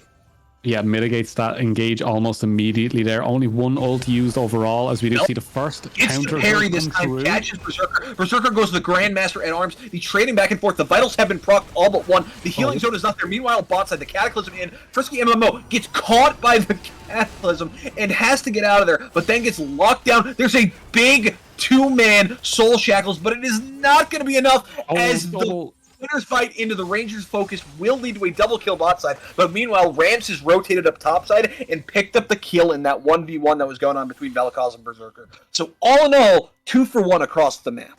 Yeah, Rams rotating there, very, very big, but we'll all just at freeze. least it's an execute. It's an execute. Yeah. It's an execute. We'll take those. Quick recall. Yeah, fast back. Yeah, Velikos knows that. He just has to get back. Ignore the 20-second respawn. Fast back. Yeah, they're going to get this Drake as well, though, off this. And no TP available for Velikos, so this should be a nice free pickup for them, with Donut being able to rotate over as well. So a 2 Drake advantage, much faster than we saw in the first game. Coming around this time, they're much more comfortable with their rotations and getting all of the objectives they need as fast as possible. It's looking good so far. That top side could be a big threat with Berserker falling so far behind so early, but Chempunk Chainsword already picked up and in a comfortable position. I do like when you finish your first item on Jax, you really do feel a change in the pace of how you're playing the game. Yeah, what are your thoughts on, though, with a Chempunk Chainsword rush for Berserker here? It's an item. You get the stats. It should do perfectly fine. Ice is here. Parry is not going to get the slow. Ice sidesteps. Glacial Prism not going to come in. There's the Grandmaster at arms. The Permafrost CC, though, not going to land in the end thanks to the Leap Strike away. Berserker dodges out, but it does cost him his flash and his ultimate. Yeah, a lot used there, but the survivability is there. He does gets away with murder there just a little bit. You should be getting locked down in those situations, especially with the double melee. With the Sejuani, that's something that should be locked down nice and easy. Berserker knows it, got the distance, got the dancing shoes on and juked everything he needed to, so very, very comfortable, very, very good. We have to move down towards this mid lane though, because both of the mid laners have picked up a kill. Neither of them have died. slight advantage right now in the favor of Donut. I think, in my head, we need to see something happening Rams soon. caught. They're forced to flash away towards his enemy tower, but gets caught by that Shadow Surge, and the Mistral Bolt takes him down in the end. It's a kill going over to Donut. Yeah, I was saying I needed something to happen in this mid side. I need Donut to be moving around the map a little bit more, getting some more big advantages. Receive. Exactly. They get something onto Rams in that mid side. We do see the ult coming out. Not catching anything there. It was a bit aggressive, a little bit too much there, thinking a little bit too far ahead, but I like the aggression that's coming through. Even burning that Black Shield, there could be an option now for maybe even dropping the Enchanted Crystal Arrow, get something on it. Berserker is expecting a fight, is waiting for it, is going to opt to go aggressive first in this top. Counter-Strike is now down. Look for Velikos to possibly look at an all-in potential here. Has that Sunderer finished? The tower does have been Velikos' friend. We have to remember, the tower twice has taken down Velikos in these very, very close engages. We do have to watch out for Velikos wants the rematch, but Dorgard is here to make sure it doesn't happen.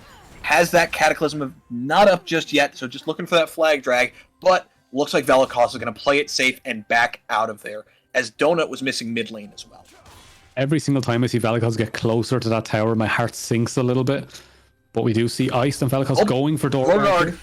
Caught by the Glacial Prison lockdown. Flag drags back away from the Grand Challenge. Ghost has been popped by Velikos, who's looking to chase down, forces out the flash of Dorgard. There's the Counter-Strike. Dashes in with the lunge. Grandmaster at arms is not enough to keep him alive. He will fall. Dorgard is trying to run away as well. He will be okay. Donut has rotated up, has that Shadow Surge if they want to go in on anybody, but it looks like they're deciding to just head back to mid lane as a 1-0 going over to Final Bastion, making their way back into this, setting Jax behind. Yeah, they're getting something done, especially on that side lane, which could be a big point of contention for them. They could get around the map easier. They could work on that side lane pressure, work their macro.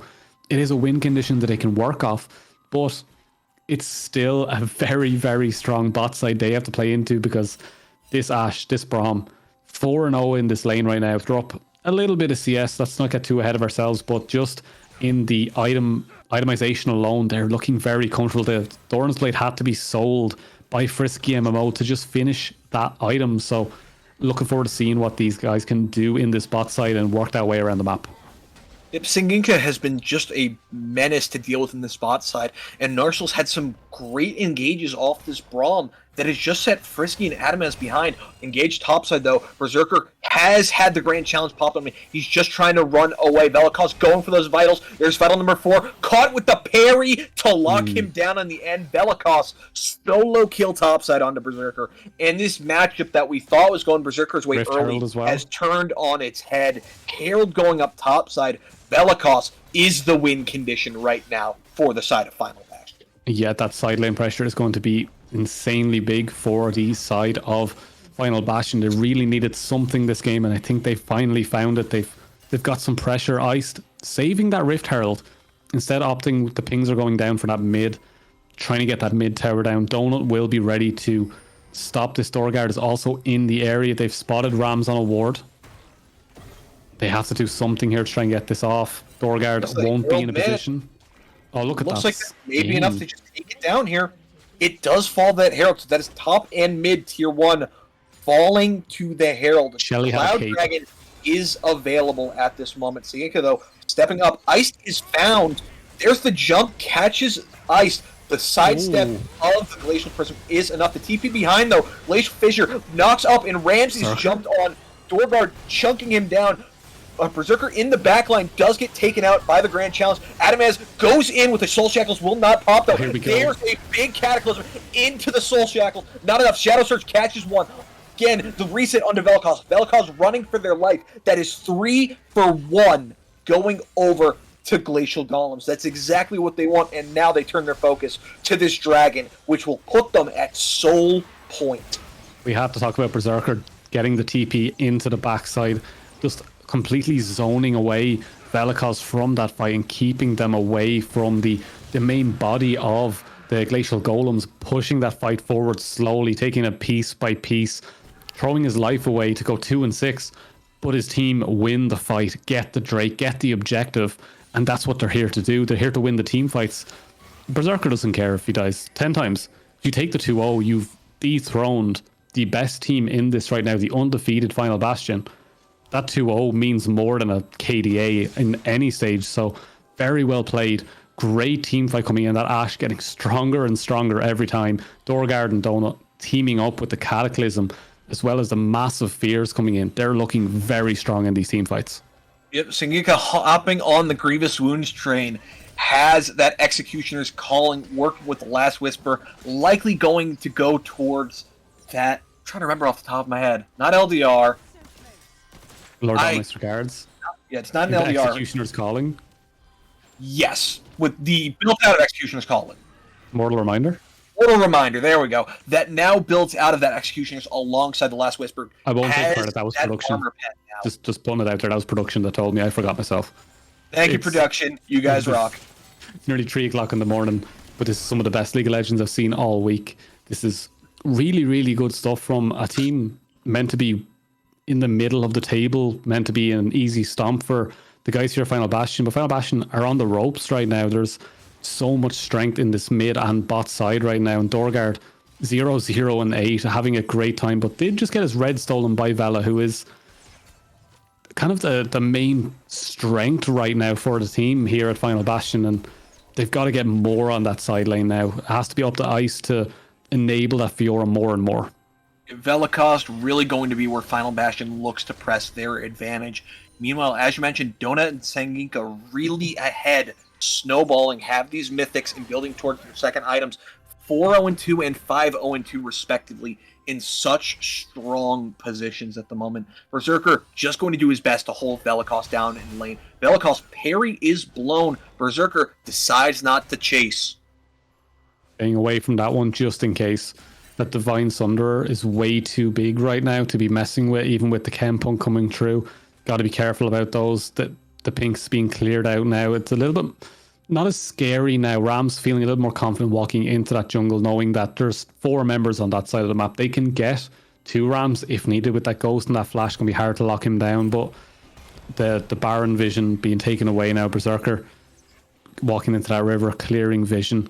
It's a very back and forth game with the vision game right now, but they need to kind of find something now, I think. I think this is Glacial Golems' time to find some form of engage, some form of strength to force and That's get something. But caught under the tower thanks to that root. Narsil trying to walk away. Rams. Caught by that Piltover Peacemaker, but Berserker's caught in the Grand Challenge. The Grandmaster at arms is not enough as Sanginka's trying to run away, gets taken down by the Death Laser, and that's a big shutdown to Rams as they want more. They want Dorgard, but Dorgard going to be able to walk it off in the end. But look who's on the flank. It is Donut.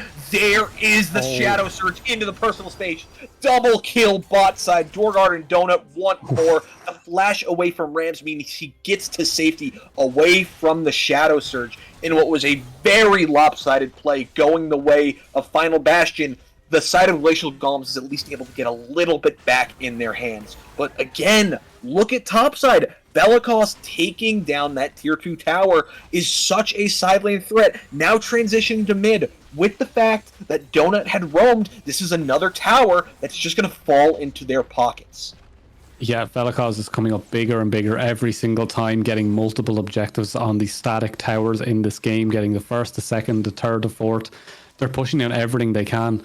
Donut and Dorgard are a massive threat when they're in team fights, but on this macro game, Velacost is just massive. And as we see, Velacost once again in his bot side, the fear comes through, and that should be the end of that engage. Unless Velacost still looking to chase, decides against it in the end. As that tier 1 tower there is still up. Velacost really the threat for the side of Final Bastion. But as you mentioned, Drake in 20. This is sold for Glacial Golems if they can secure it. Yeah, I wouldn't mind seeing them go for something a little bit spicy, or maybe trading it for a Baron. Maybe doing something along those lines. But they have to stay for this one. Donut. Velacost is looking for something. They're going to walk into the bush. And there is the Grand Challenge. Donut is taking down a big shutdown to Velacost. That is the Glacial Prism locking down Narsil, who's trying to back away, uses the stand beside me, and he will get caught, though, by that Dark Binding. Frisky MMO picks up the kill, 2-0 to Final Bastion. Yeah, Velikos really, really big right now. We did see the TP burned by Berserker to try and get down to this one as well, but nothing to be taken. 2 quick kills, tying up the gold here. It's pretty much even. We do see Berserker stuns Vela. We do see Jarvan going in as well. Velikos just going to keep running away. Cataclysm can't do much to lock you down when you're lunging, but Velikos keeps trying to get away. Blast Cone is there, will get them to safety as the chase down continued, but was not enough. And here comes the cavalry from the rest of Final Bastion, and that means Glacial, Golems, Berserker, and Dorgard have to retreat. Working as a cohesive unit now, moving that little bit better. Velikos is so big right now for the side of Final Bastion, and they need to keep pushing harder and harder on Velikos to really be the carry threat here. But we have to remember also Rams coming into these fights now, getting closer to that third item. Victor in these later stages can do a lot of damage. Donut, unluckily, getting the shutdown, going over to Velikos as well, and big shutdown as well. It's looking a little bit more dangerous for Glacial Golems, but I feel like they're team fighting when they are all together and they're ready to fight, and they're not getting kind of cheesed, let's say, in a tri-bush behind tower by Velikos. They do look incredibly strong. They very much do in this sort of situation, and they're able to get these picks really well. It's just a matter of can they handle Velikos, because the rest of the map is very ahead. You have a 2k gold lead on your AD carry. You have a 1.5k gold lead on your mid laner. You have a 1k gold lead on your jungler. But then you look topside, and that is a massive, massive gold lead for Velikos right now. Yeah, a little bit more than 4,000 gold lead. That's at least an item and a component more. Very, very strong right now. But we are getting closer to Jax. He's finished the Divine Sunder. He's picked up the Mercury Treads, so the stun won't last as long when it comes from Iced. Will be getting more and more comfortable. Another tower picked up, but someone has to deal with the side lane. I don't think Berserker is strong enough at this point. It has to be Donut. Donut doesn't have TP to join those fights, and Velikos will have it soon. So we do have to wonder in the back of our heads, can they risk putting Donut on that side? We do see 3-man set up here in this bush. Not enough vision to go off. Yeah, Velikos right now, 3 items completed, did complete that Spear of Sojin on back. So those abilities, the lunge is going to be coming up so quickly, going to be able to take towers like it's nobody's business thanks to the lunge and blade work. You have very, very strong Radiant Virtue as well on Sejuani. If they're in a team fight together, that is going to be... It won't even be auto attacks coming out from Velikos. It'll just be Qs. Be nothing but lunges left, right, and centre. You see Dorgard walking in here, will get hit by Ice, can just flag and drag out. The 17 to 13, I just noticed the level difference. Yeah. Oh my god. 4 level difference for Velikos. You can't match this. Nobody can match this. Donut's level 16 and he's your best chance. Berserker's level 13. He's the same level as your 80 carry. Yeah, Berserker not in the greatest positions. We thought from the start of the game might have been a little bit more comfortable getting that solo bolo early, but Ice really did put the pressure on that top side. Great pathing, great movement. Dorgard looking at Rams here. There's the flag. Drag gets the slow. Cataclysm in, caught by the Glacial Prison, though, alongside the Chaos Storm. In comes that Shadow Surge, and it will be Rams getting the kill first onto Dorgard, but he will fall. Rams still alive, able to make it out, but Ice does not. Adamance is next, forces out multiple flash, but Velikos is here. The carry has arrived into Narshil, takes him down. Onto Donut, the grand challenge has been requested, and it will fall again. Triple kill going to Velikos, as that is an ace for Final Bastion. Yeah, that's a free Baron for them now. A massive fight, everything they needed. Velikos getting onto those key targets, and there just was so much hope at the start for Glacial Golems. They had the setup, they had the fights, 2 flashes, and they were just left out of field. They couldn't really turn it around in that exact point, and just amazing stuff for Velikos to get that TP on the back, get into that backline. Great team fighting there, and Final Bastion showing why they were undefeated up until the last game. Really are looking to turn things around, saying last game was a fluke. We are here to stay. We may have lost a game, but we're not ready to lose a series just yet. Velikos doing a phenomenal job. Everybody sees Fiora as the side laning champion that can push like nobody else. Velikos showing what they can bring on a TP flank. Absolutely insane stacks right now on the Ravenous as well. Spear Shojin, the Hex Drinker now completed as well. Donut's going to have a much harder time getting through that. Nice. Looking to catch contesting Marshall basic wards. Contesting vision basic control. wards. This Jumping dragon straight in. is available. So that's going to be what Final Bastion is next looking for. Again, looking to deny that Cloud Soul. And it looks like they're just going to give it. Glacial have decided to just pull back, let them have it. There's no point in all of us dying to try and get this one. We'll get the waves cleared. We'll let the Baron buff take its turn and wear out just that little bit more. We might see Sengiga might try with the Ash Arrow to try and steal it, but it's not going to happen. There was an attempt. A for effort. So if you're Glacial Golems right now, you had a decent lead to start the game, but now it's just become the Velikos story as he's taking over. What do you think you have to do as a team to be able to pull this game back? But hold on, that is going to be Dorgard caught, flag drag away, caught by the Glacial Prism, and smite down by Iced. Iced saying, you beat me in the smite fights last game, how does this smite taste? Absolutely exceptional. Just layers upon layers of CC to keep Dorgard in that position. That one blue ward just behind, giving them the idea that we can just go for this. There's no one else there. We have the vision. Just go for it. What I would say is, once you see Velikos on that side lane, just pull the trigger. Someone needs to be able to just go in. Dorgard had the idea.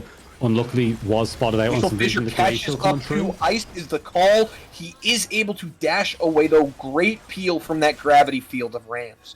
The Dark Binding comes out on a Narshal, who is just going to back away, dodges out from the Winter's Wrath. Top side, meanwhile, Velikos is just chunking away and taking the tower with the Baron. All the pressure they need, all the poke that they need, everything they need is working in their favor right now. Final Bastion. I couldn't see the win condition. Going in. Velikos gets slowed up, but this looks like it'll be the fight. Siginka just chunked down top of the Dark Binding into the Chaos Storm. That is Berserker gone next. Donut has to go into his stopwatch. That will be Narshal falling. That'll be Donut following, and that'll be Dorgard falling, meaning that is Glacial Golems falling as the Nexus goes to Final Bastion, as we are going to be heading to game number 3 of the night between Final Bastion and Glacial Golems. An amazing comeback coming in there from the guys at Final Bastion, showing why they are so good and pushing in on that one. Exceptionally well played. You can't blame them for how well they're doing. They are the favourites to come through. But Bickle, what do you think is going through the head right now of the Glacial Golems? They're trying to figure out how they can handle that side lane threat of Velikos. They were able to shut down the Aurelia with the Darius game 1, but the Jax Fiora matchup did not go their way this time. Velikos just became a menace to deal with in that side lane. They had a great lead in every single lane. Their bot lane held that lead through the entire game, but it just wasn't enough. And the side laning threat of Velikos became too much. They ended the game with 17k. Yeah, it was iced in that top side, just gank after gank and just shutting down that Jax. Didn't matter in the end that the bot and mid lane had 4-0, 5-0 advantages. It just iced was in the right places at the right time, getting the right person ahead, and full credit right there to Velikos. Insanely well played on Fiora, but the next draft is going to be the most important one. It's going to be the last one. We're going to a game 3. We're going to have to see some changes here, but we'll be back after a short break, I suppose, and hopefully they won't just throw us in to the final draft this time around. Let's hope they give us time. We will.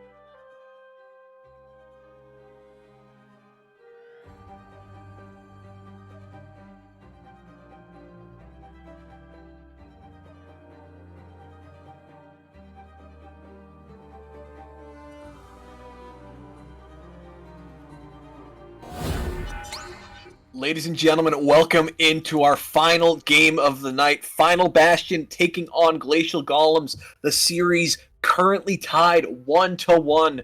Final Bastion suffering their first defeat in the first game of the night.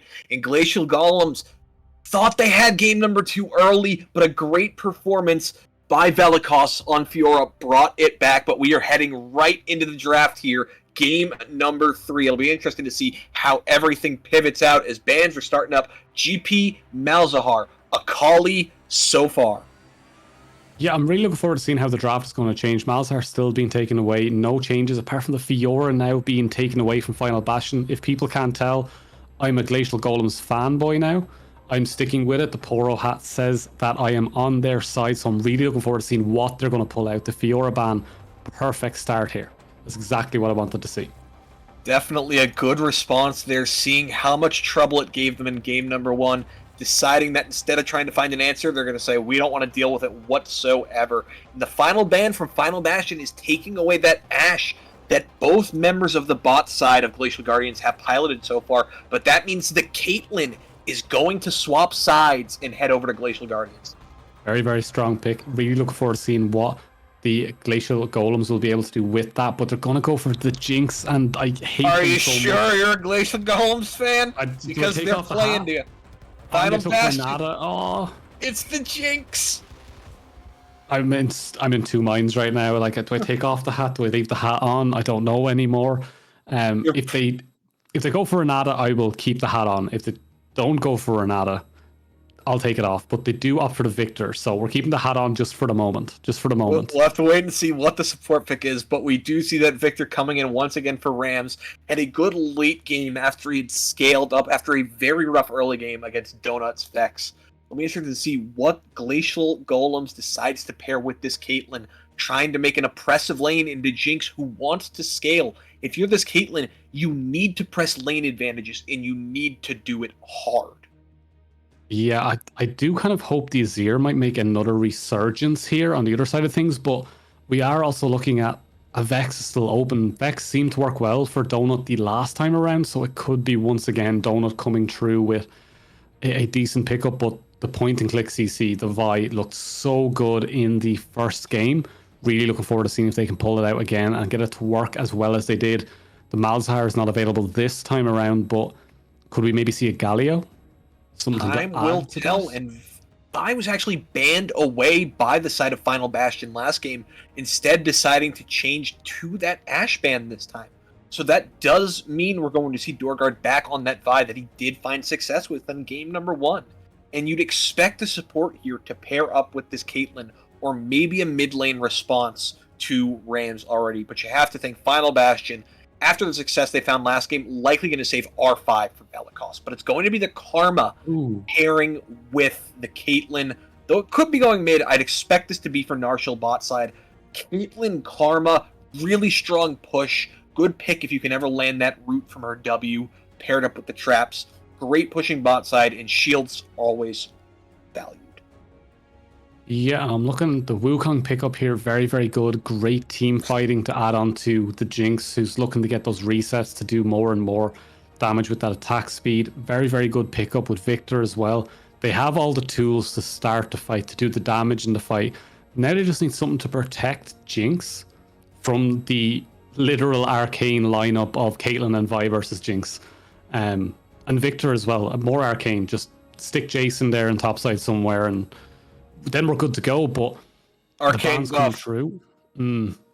Darius, Jax, 2 great bans already coming through. Camille being taken away. So top lane pinched very, very hard right now. What are we expecting to see in this top side? Even the GP being taken away. Aurelia, lot of those carry styles are gone. When you look at what's left, you do have things like that Aurelia that we saw earlier. Maybe a Renekton. All those style champions, but then there are your standard tanks, like the Ornn, like the Maokai. I don't expect to see it out of these two players. I'm really interested to see what exactly the spice is going to be. And for Final Bastion, they're going to bring out the Braum. You wanted protection for the Jinx? You got it. Perfect. I'm thinking in my head that like a Shen pick for topside right now for Final Bastion would be glorious, but Garen that's not a Shen. Banned. That's a Garen. Garen was banned in the first game. So that's interesting. On the other side, the Shen for Final Bastion, I think, would be very, very good. The Vex, once again, picked up. Very, very good pick to follow up with that Vi. You can't miss the ult if they're CC'd for that long. Shen might be good here. That's a great response into Rams. When you're looking at Final Bastion, you expect a carry style, so those picks would fit well. It's not what Final Bastion's really known for. But we'll have to see what they decide to go with. Maybe something like this Gwen, but that would be a lot of AP between the Victor and the Kench. Gwen. Let's find out. We got 10 seconds left before this pick gets locked in. Are we going to see a bruiser, a tank, a carry? Time will tell. The clock is picking down. Please. Oh, boy. We've got a Riven. And this top side, Riven versus Garen, is not a matchup you see often in the competitive scene. Season 2 flashbacks. Box is back. A little bit. It's good. I like it. It's a lot of pressure in that top side, but I don't know how Riven scales in a game with such heavy scaling picks. Like, she's so good for her mid game, her ability to move around these fights and really put pressure on the back line. But with Vex and what I like to call the champion release date nerf, Riven's really, really old right now. And her kit is so just ancient that the newer champions with the likes of Vex on the enemy team just has that, oh, you're going in on me, I will send you backwards. Very fast. You say the champion release day nerf. You give me Riven, I respond, let's take a look at Garen. I know, but Garen's just like... Garen's just Garen. Garen is just spin to win. In the rules of League, it's like rule number 1 is like don't chase a Singe. The rule number 2 is there's a Garen in every bush. he's just always going to be there. So I'm really looking forward to seeing what they can do here, but I have to stick with the Glacial Golems here. I've put on the hat now. I can't take it back against off. The Jinx, really? Has to be done. 2 million mastery. Get you with it. No, 2 million mastery, but it's just I have so much love for the team that was considered just to be stomped, to come back and just look so strong, and unlucky in game 2 that Final Bastion found that resurgence and got back into it. But I'm really looking forward to seeing what they can do here. I'm really hopeful for Glacial Golems to take that series win against Final Bastion. How do you feel about it? I think this could really go either way. We've seen both teams playing around their strength. Glacial Golems, with this Kate Karma, have the chance to punish what has really been not the strongest bot side of Final Bastion. Frisky and Adamaz have had some rough moments, and they're going to be looking to play safe and scale with this Jinx Braum. Whereas the Caitlyn wants to take your tower, wants to rotate and take as many plates as possible. But I cannot wait to see Velikos versus Berserker on this Garen versus Riven matchup. Yeah, it's definitely going to be a spicy one for sure, but we will be cutting to a quick break before we get into the next game. Expect something interesting, and we will be back in just a few moments. Don't go anywhere.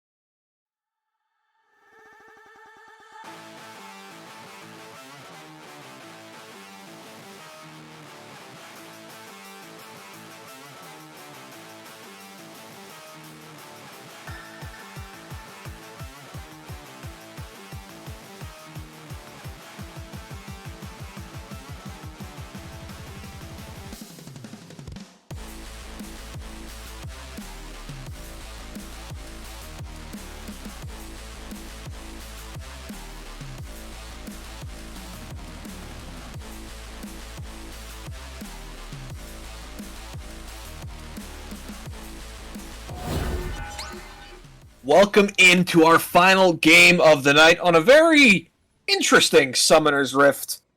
That is very much fitting our very interesting series. But yeah, 5 members going strong for each team, trying to make a stand for their chance to win this series. And we do have a 5-stack again from Glacial Golems in the bot side.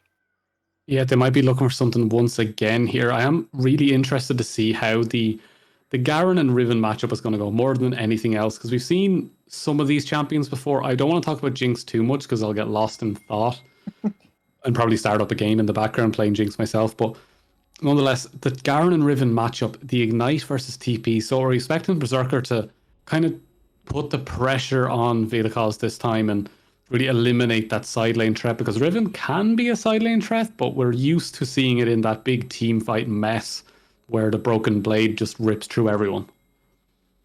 Very much so, and Vel'Koz already stacking up your top side, waiting to get this going. Really wants to use those broken wings to get their passive stacks up for the empowered autos. But top side, it is going to be fun to watch, as we have 2 champs we rarely see. Yeah, Garen, a very interesting one. I will say I have seen a lot of Garen, just because in the Irish collegiate scene, we have a one-trick master diamond Garen player, and he is really, really good on it. His name is Hong Fudge. Very, very good. But the first trade already, Vel'Koz showing their mastery on the champion, getting that lovely 3Q combo immediately. If we go again, the silence comes true. Go for a second one. The jump, knock everything up again. they need. That flashes away though. Vel'Koz and Towers, name a more iconic duo.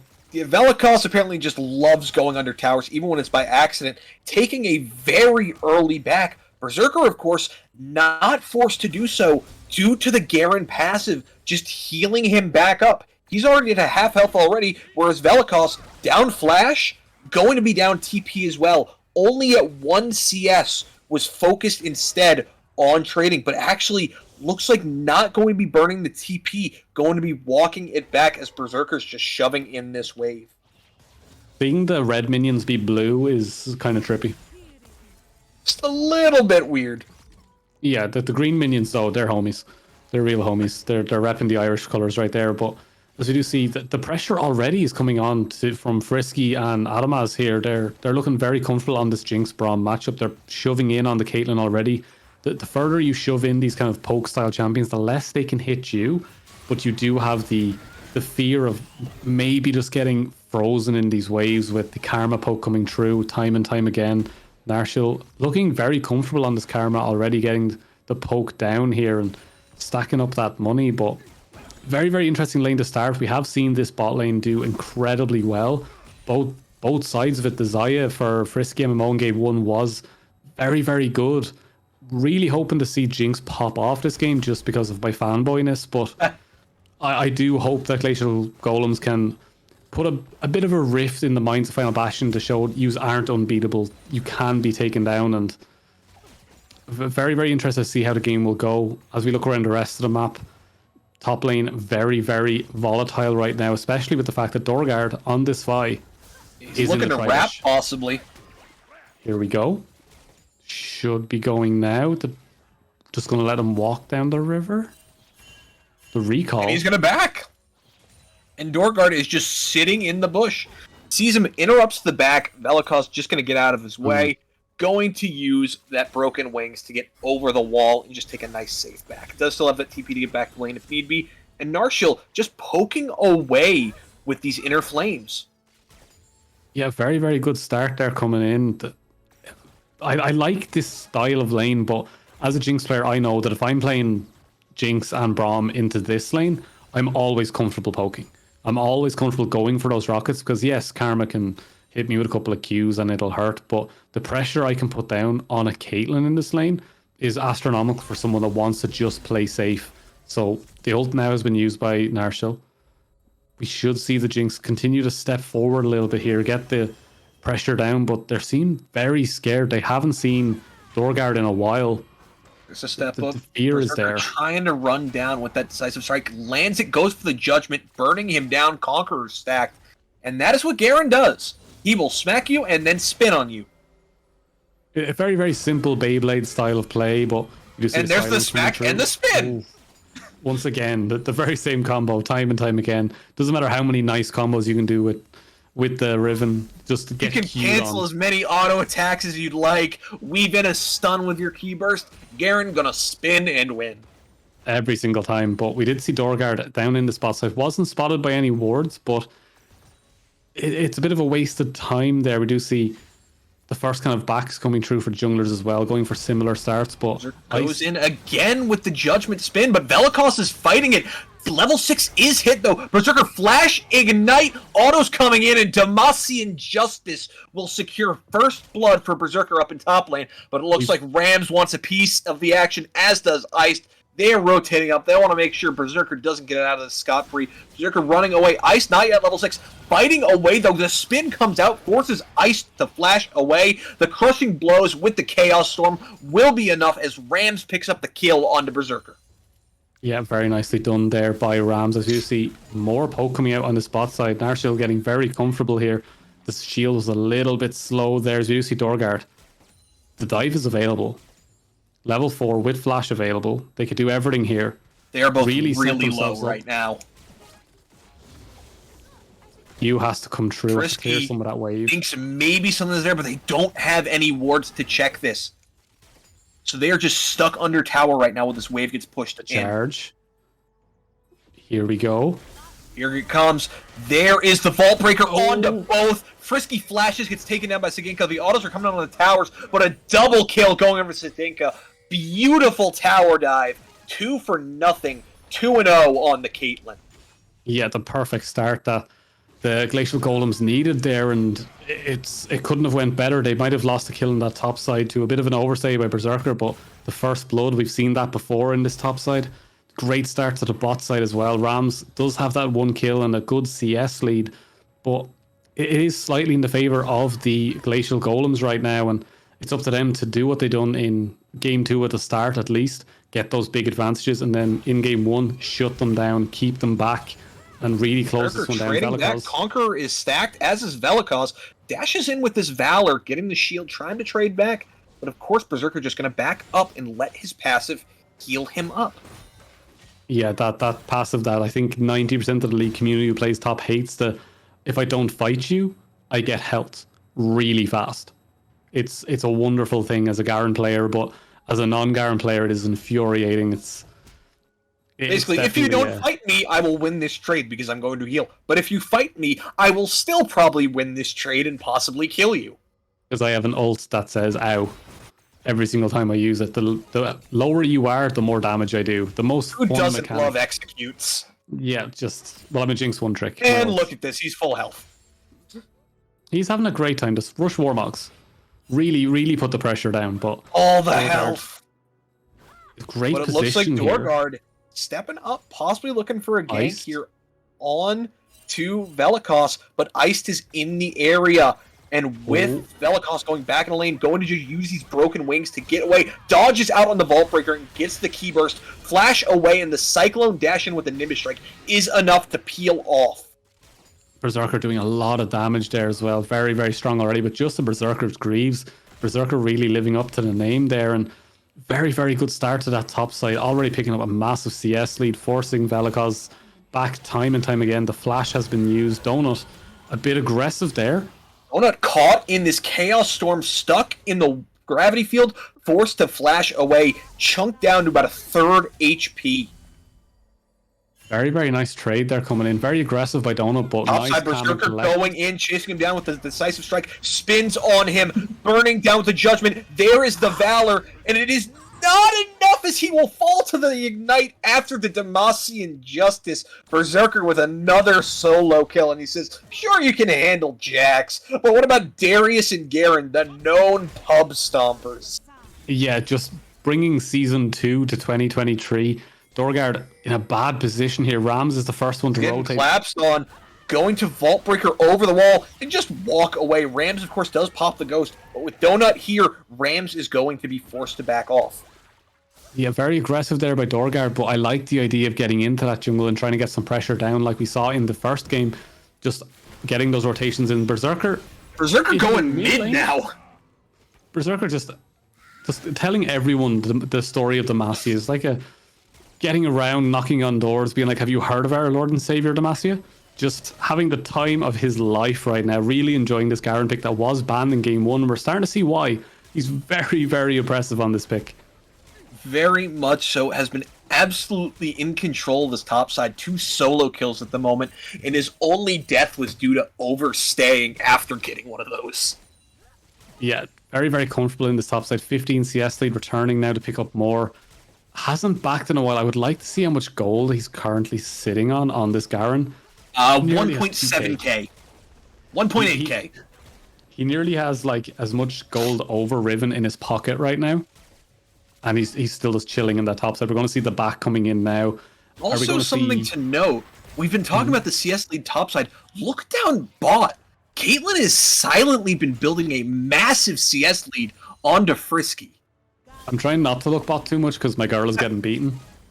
Just a little bit. Because it's just like, Jinx, if you ignore it, it never happened. The Flame Choppers are out. Not going to get anything, though, as Sengika is just going to be autoing out and punishing Adamans, using this Caitlyn range to his advantage. Look what they've done to my girl. It's horrible to watch as a spectator going like, I just love Jinx so much, but really looking forward to seeing what Frisky MMO can do in those later stages. If we can get to that 3-item spike on a Jinx, you really see the pick start to shine, but we have to keep an eye on these junglers here. Iced, not really putting down the pressure that we saw in game 2. Not getting that same impact they found on the Sejuani.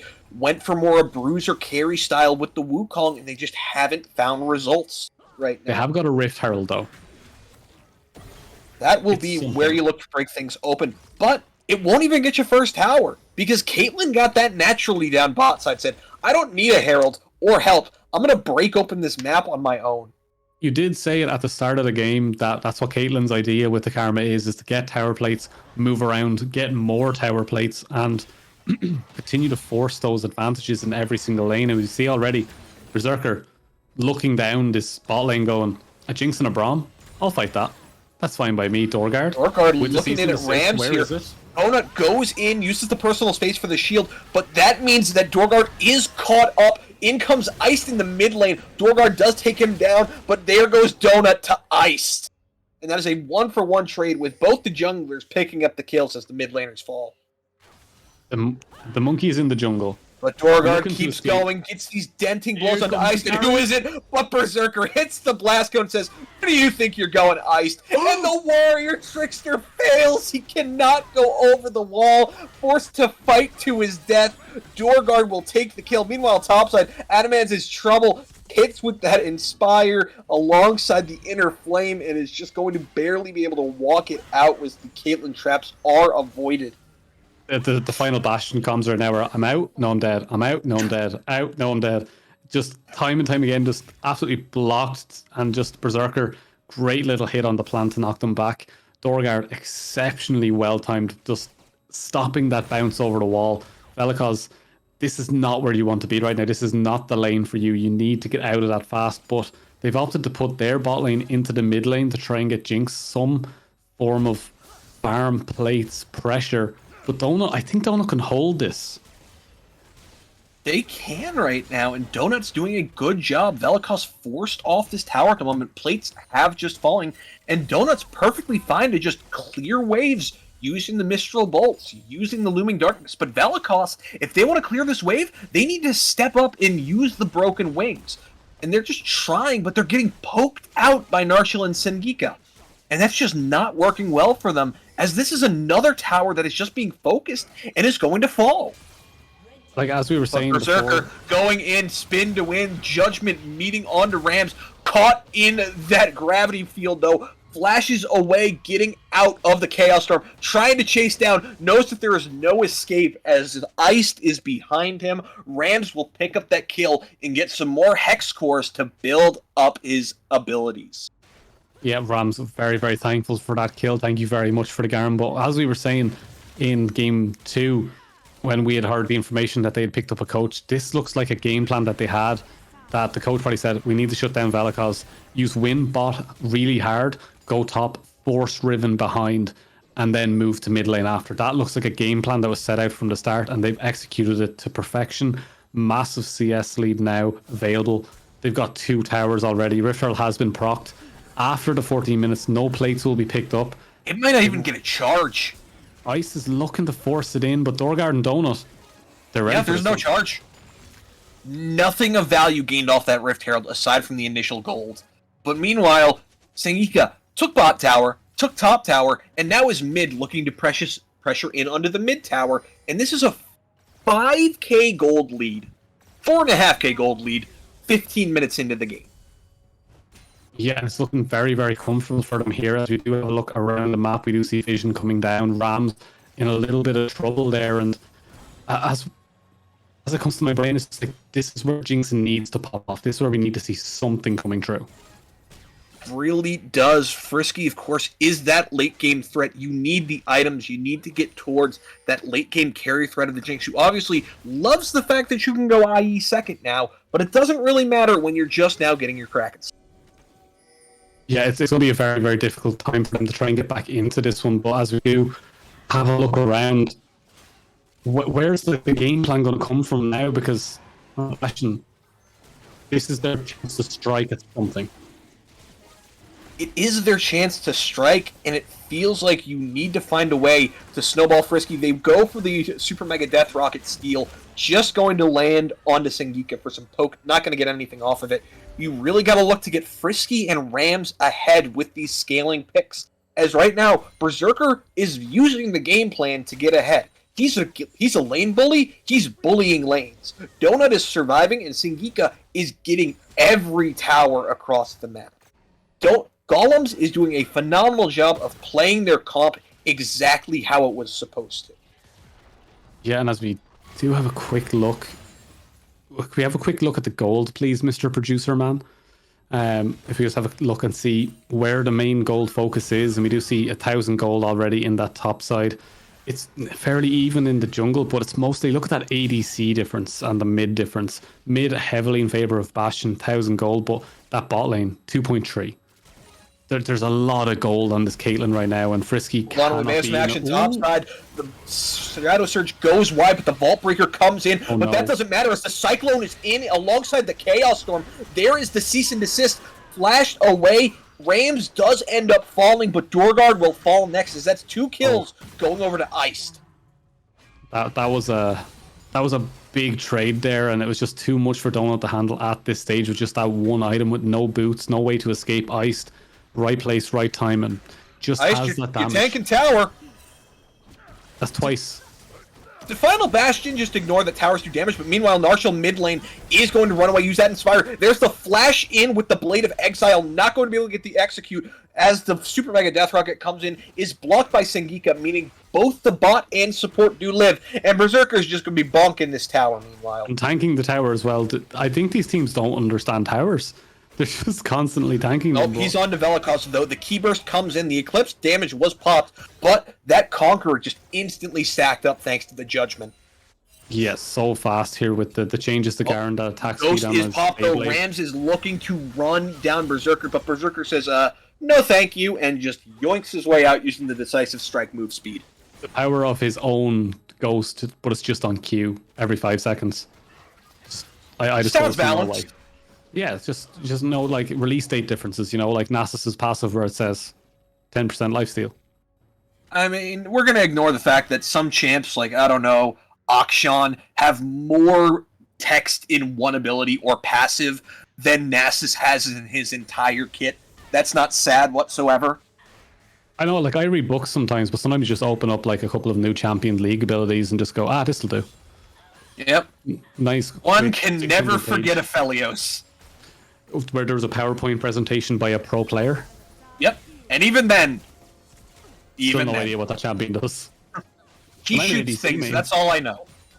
This gun does this sometimes, but not all the time. But yeah, coming back into this one, still a big CS lead on that bot's like 50 right now. But neither team can crack this mid lane. One team even attempted with a Rift Herald. What will be the difference maker here? Will it be Velikos coming down with a TP, getting maybe like a mini flank onto one of these sides, or does Dorgard just have to press that go button and cease and desist straight onto Frisky? Dorgard having that go button is so important alongside that engage. And if you're looking for Final Bastion to make a play, I'd expect Iced to be the one really pulling the trigger. We've seen him make good Cyclone plays in the past, and he is capable of that. He needs to be the engaged. We'll see if that happens, though. As the Strikebreaker catches Velikos, Key Burst not going to root him down. Berserker just going to walk it back. But it looks like he has drawn some attention as Iced is on his way, trying to back up his top laner. They double pinked the Tribush. Oh, here comes Iced. There goes the Cyclone, but the spin of his own. In comes the Donut, though, and he will help clean up. The Demacian Justice with the Decisive Strike means he takes down Iced, and thanks to the assistance of his mid laner, Donut, that is going to be 2-0 going over to Glacial Golems. Donut running rings around the top side right now and just getting everything they need. Another tower falls. They now have pressure in that bot side and on the mid. They can rotate over. They could finally crack this mid tower, which will open up the map even more for them. 2 Drake advantage. That is a massive win coming in, and thus them showing that they have the strength right now. So really looking forward to seeing what the Glacial Golems are going to be able to pull from this one, because they are my favorites right now, and God, I hope they win this one. They're on track for a third dragon as well, and Dorgard wants even more. They're looking to dive here. There's the Vault Breaker onto Adamant as this crushing blows come in. TP coming in mid, as that is just instantly annihilated. Velikos TP's in and is instantly sent back to Fountain. They managed to block the headshot, the sniper bullet coming through as well from Sengika, and we're looking at this third Drake now. They pick up more and more. Velikos TP's in to just die immediately. That TP sucked, and it's just this Ribbon pick hasn't worked out this time around. I am liking the idea, but this Garen from Berserker, very, very strong. I really didn't expect Garen to do this well into it. Dorgard did such a good job there, got the initial flank behind, landed the CC onto Animaz, and forced out Frisky's flash over the wall, meaning that even when the TP came in, there was no Jinx assistance. The big damage threat wasn't there, and they were just able to layer the CC and instantly burst out Velikos, because they've got an Eclipse and plated steel caps. They are not tanky. I'm looking forward to seeing this kind of come true now, where we have Berserker. Hold on. Every Garen in a bush. Yeah, every single time there's a Garen in every bush. Iced, fearing for their lives right there. But I do want to talk a little bit about this Victor pickup. It's nearly got its Archangels. Is that the turning point here for Final Bastion? That is going to be a big spike, having that lifeline shield. And Rams has made some good plays in the past. And with Frisky being so far behind, and actually not opting for IE second, you have to think Rams has to be the man of the hour. It has to be up to Rams this time around. We have seen some great ones in game one with Azir, with great Sharima shuffles. Last game even was a very, very big point. Iced and Dorgar going face to face. There's the Nimbus strike, though Iced is just going to back away after the Vault Breaker. Yeah, won't be able to chase that one down. It might be a bit risky without any vision control in that top side of the enemy jungle. They don't know where everyone is. Berserker. Rams, though, maybe caught here. Berserker onto him, spinning away with that judgment, but is caught, forced to flash away. But here's the backup. Berserker forced to run. Frisky MMO kiting for their lives. Berserker will fall in the end, but also there's Dorgar caught by the zap and alongside the death laser. But here comes the Super Mega Death Rocket. Frisky. No way. Narshal next on the list, forced to flash away, dodges out of that broken wing stun, and that's 2 for nothing. That is what Glacial Golems did not want to happen. That's what Final Bastion was looking for. That's a shutdown onto Frisky and Ice getting a big chunk of change in their pocket, and that's the jungler gone. They're calling for Baron. They're saying, this is our shot. We're going to take it. Almost. Final Bastion does not want to give up easily. Wards are coming in. Keep an eye on Donut. He does have that Shadow Surge. Massive. Takes down Frisky. Flashes out of that slow zone. But that is going to be more kills coming in. Singika gets the traps, gets the kill, but traded back. Narshal falls. Donut falls. But that buys enough time to turn them off the Baron. 2 for 2 in a 3 versus 5. You take that if you're Glacial Golems. That Shadow Surge literally sent Final Bastion into the Shadow realm. This map is working perfectly for them. It's wild, it's wacky, but it's working. Donut getting onto Frisky with that ult. Absolutely just game-changing right there. And you could not ask for more coming out there from your mid laner, Donut. Very, very well played. You need a hero play, and that's exactly what you got. That stops the Baron, which is massive, because that would have been a big turning point. Yes, the shutdowns now went over, and that's a lot of gold in pocket, but the Baron did not, meaning you can't take this standing gold of the towers. You can't easily siege away and push. Now, this is back to being a good control of the map by Glacial Golems, and they're getting themselves set up in a minute 30 for Ocean Soul, possibly. With Ocean Soul, there's no grievous wounds once again on Final Bastion.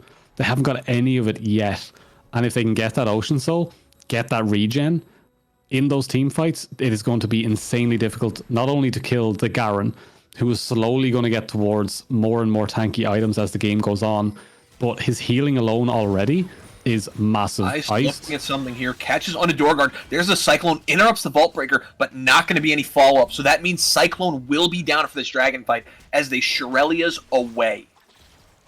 Very, very close. So really, really important ult to lose this early on. They're going to try and collapse on the Berserker, but he's already positioning himself in the bush. He's playing Garen as Garen was meant to be played and clearing out some vision. A great little ult coming in there, the Mantra Q. Slowed. There's a zap going to go wide. Iced is going in there, looking to proc the concussive blows, just gets away though. And the shield use as well by Adamaz, that could be big if they can get onto any of the key targets before that cooldown comes back, but it doesn't look like they have the metal right now. They don't have anything in the drawers to whip out and try and get onto someone right now. Donut is the one to watch alongside Dorgard. Divine Sunder might be able to keep Dorgard long enough. Donut chunking Iced right now, down a third of his HP. TP mid lane by Riven. They did just finish that Black Cleaver. Good item power spike. The dragon has spawned. This is massive. If Final Bastion can delay, they have more time to scale. If Glacial Golems can get this, though, this could be massive and sentence them to death come further for Final Bastion. But right now, Final Bastion, control of this river, 5-man stack. We're set up for a 5v5 at the moment. Both side lanes are also in favor of them as well, so they're going to be slowly choking them out on those side lanes. Berserker turning around and saying, I can force this harder, I can make them come to me, or I can force them to take this fight. Dorgard looking, the flank is coming in. Looks like they're just going to settle for the dragon.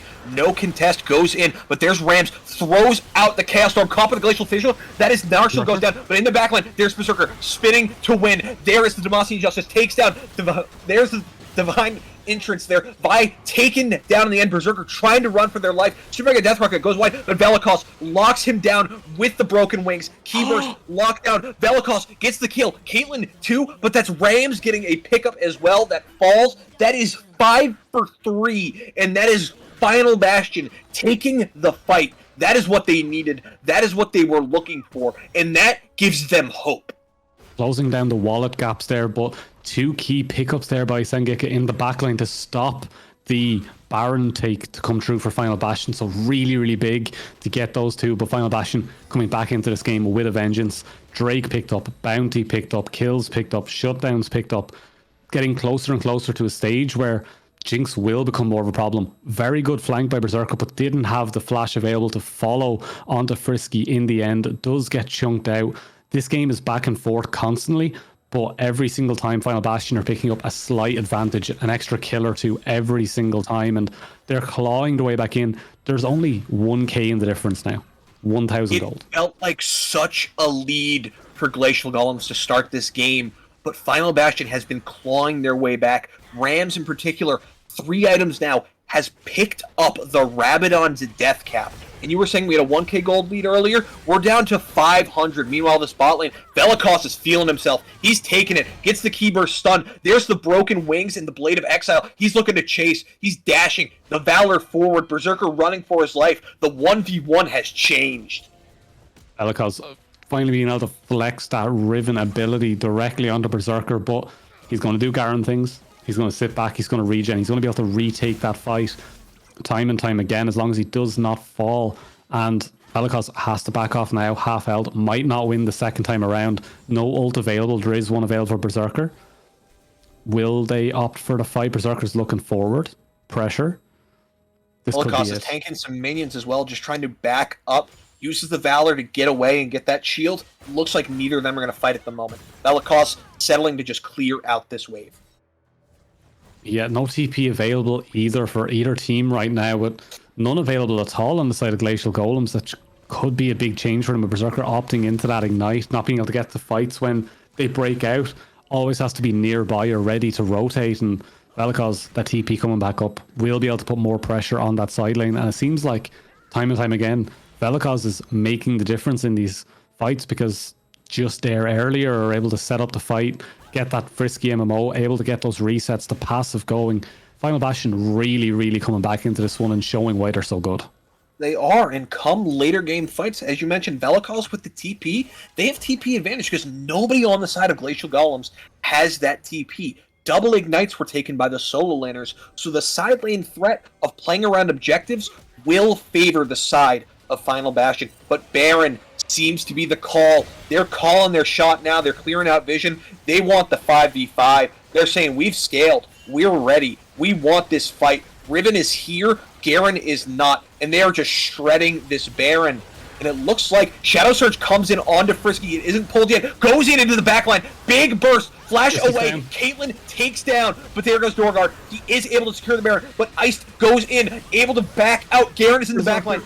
Getting to win, takes down one, takes down another. Rams is running, the last man standing, the only man with the Baron. 5 for nothing. The Baron goes to Final Bastion, but it don't matter. Nobody's left. They all fall. Glacial Golems, 5 for nothing.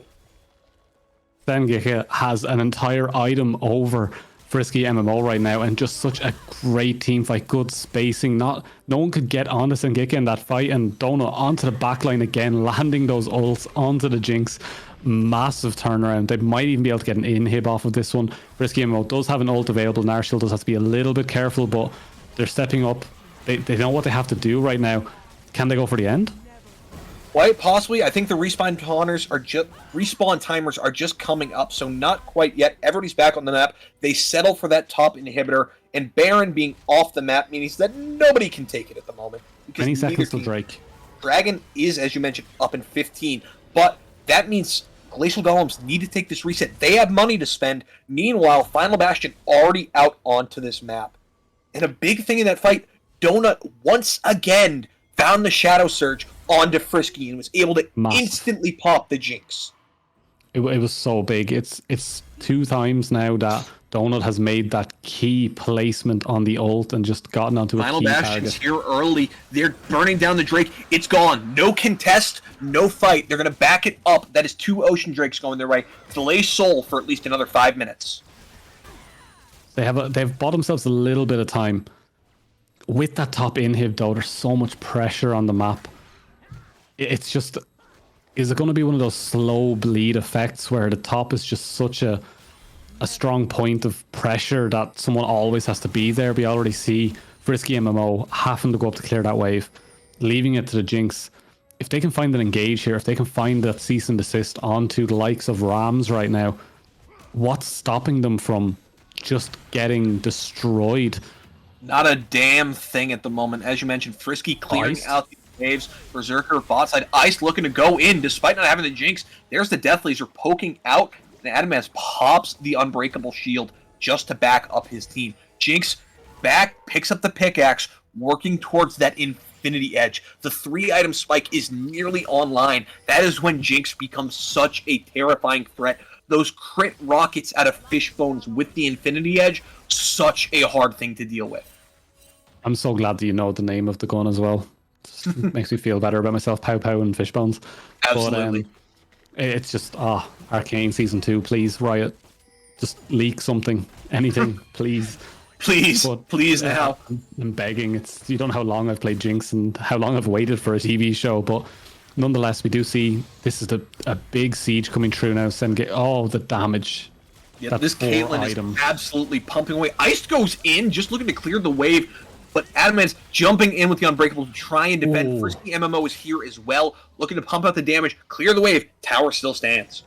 Caitlyn takes a massive chunk there from the Death Laser coming out from Rams and has to back off just a little bit. Will be able to heal up fast enough. Fleet coming through more and more. And then when you get to the later stages, just that chunk of healing you get back from just landing an auto. If you headshot someone as well, so much. There's the Chaos Storm up to just try and disengage and save this tower. But it looks like it will live for now, barely. But with the next wave coming in and ultimates dropped, you gotta think that tower's about to go down.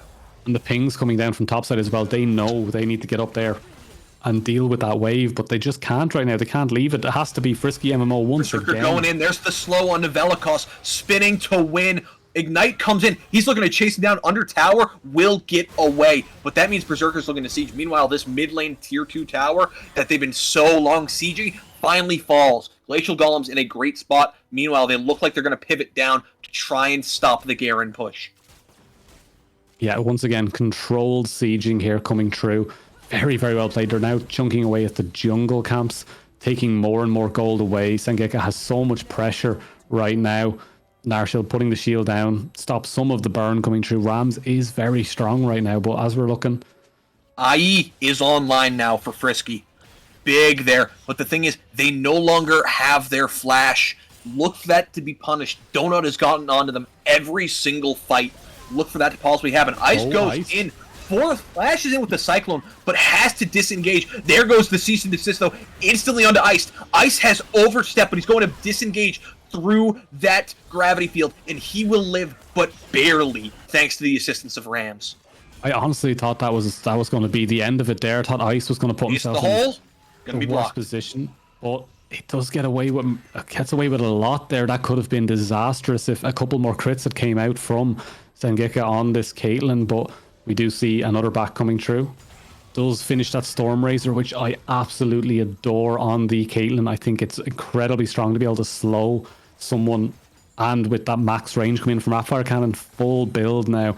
Not sure if a pot has been picked up by the Caitlyn, but if that pot comes through as well, that's just going to be no pot just insane. But yes, Sengeka full build with this Caitlyn at the moment. Full crit, 7-1-3. A phenomenal position to be in. Nearly flame horizoning Frisky at the moment. Yeah, Ice trying to get some vision around this Drake, but they're happy enough to trade the soul here for a Baron.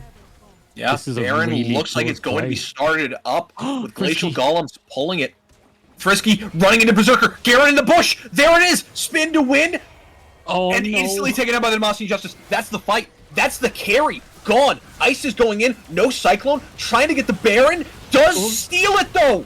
but that may be it. That's the fight, though. Rams running for his life. There's Garen flashing into that line, spinning Winslow, but in the back line, Dorgard, cease and desist, on to Rams. He's taken down. Velikos and Adamans, the last man standing. Velikos trying to run away, taken out, though. Adamans will fall. Velikos is the last hope of his team. He will be Mr. Bolden. Ace in the hole. See you later, Caitlyn. Triple kill, and thanks to a Garen in a bush, rule number 2 of League, always expect a Garen, means that this will be it. Glacial Golems pull off the upset, going to push in here and take down Final Bastion, handing them their first ever series loss here at Phoenix Esports. Glacial Golems coming out with a very hard-fought 2-1 victory. For my first NA cast. Welcome to NA. That has been the most insane bush Garen I have ever seen. That was... I don't even know how to explain how picture perfect I got the champ select by saying, oh, always expect a Garen in a bush. Frisky did not expect a Garen in that bush. And it changed the game right there. Glacial, Golems, I am with you. I'm a fan now. Exceptionally well done. Really happy for them. They've toppled the Giants that have been undefeated up until now. And technically, considering they just rebranded, Glacial Golem is also now undefeated series-wise.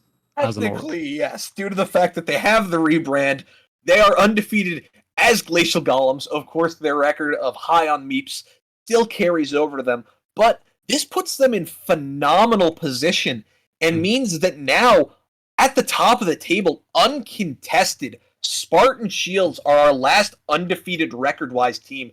5-0 in series. They have dropped games, but they're the last team standing. Final Bastion now falls down to 9-2 with a 4-1 record. Very, very well played. And Final Bastion, they did play exceptionally well over the course of the series. They just seemed to get a little bit outdrafted, and the game plans coming true for Glacial Golem just seemed a little bit cleaner overall. They had better ideas going in, but Final Bastion, I hope it's not the last thing I'm going to see from you guys. Hopefully I'll get a chance to come and cast sometime for yous again and see yous be the dominant force in these games. But Glacial Golems, well played, and GG's. Absolutely showing up, showing why they are a team to be reckoned with. Now, fully backed by the Glacial organization with Glacial Golems. Having their coach with them seems to have made such a difference. They have improved quite a lot coming in, and it's been phenomenal to see them make these pushes. See teams like Orbit Gaming Quasar, like Glacial Golems, be able to step up and take it to the undefeated teams like Never Lucky and Final Bastion. We've seen 2 undefeated teams fall over the past 24 hours. Mm-hmm. Yeah, and it's been phenomenal. I got to tune into these leagues more. I've got to get here for more of these games because they seem to be incredible all around, considering what the kind of insight you gave me about yesterday and then this game today, where I was coming in expecting Final Bastion to just roll over Glacial Golems, but they came to fight. Both teams did, and yeah, we got to watch more of these. Final Bastion always looked to be a favorite coming in, but were finally taken down by Glacial Golems. Well played to them. I know it's getting pretty late for you, so early. Fair enough. It's at this point is early. It's what, almost 4 a.m.? It is 4 more minutes and it is 4 o'clock in the morning. Oh dear God. Yeah, let's get you some sleep. So thank you so much for joining me tonight, Sater. It's been a pleasure. Big shout out has to go to Snow for once again producing. We couldn't do this without you, man. Thank you everybody for tuning in. This is always a pleasure bringing you these games. Thank you to Final Bastion and to Glacial Golems for giving us a hell of a series. Anything you want to say before we head on out? Just, it was great being here. I hope to see you all again, and please bring more banger games because that was exceptional. And that's from EU to NA. That was exceptional. It was a fun time all around, but that is it for us here tonight. We will let you know when we have another stream coming up anytime soon. But with that being said, have a good night, everybody.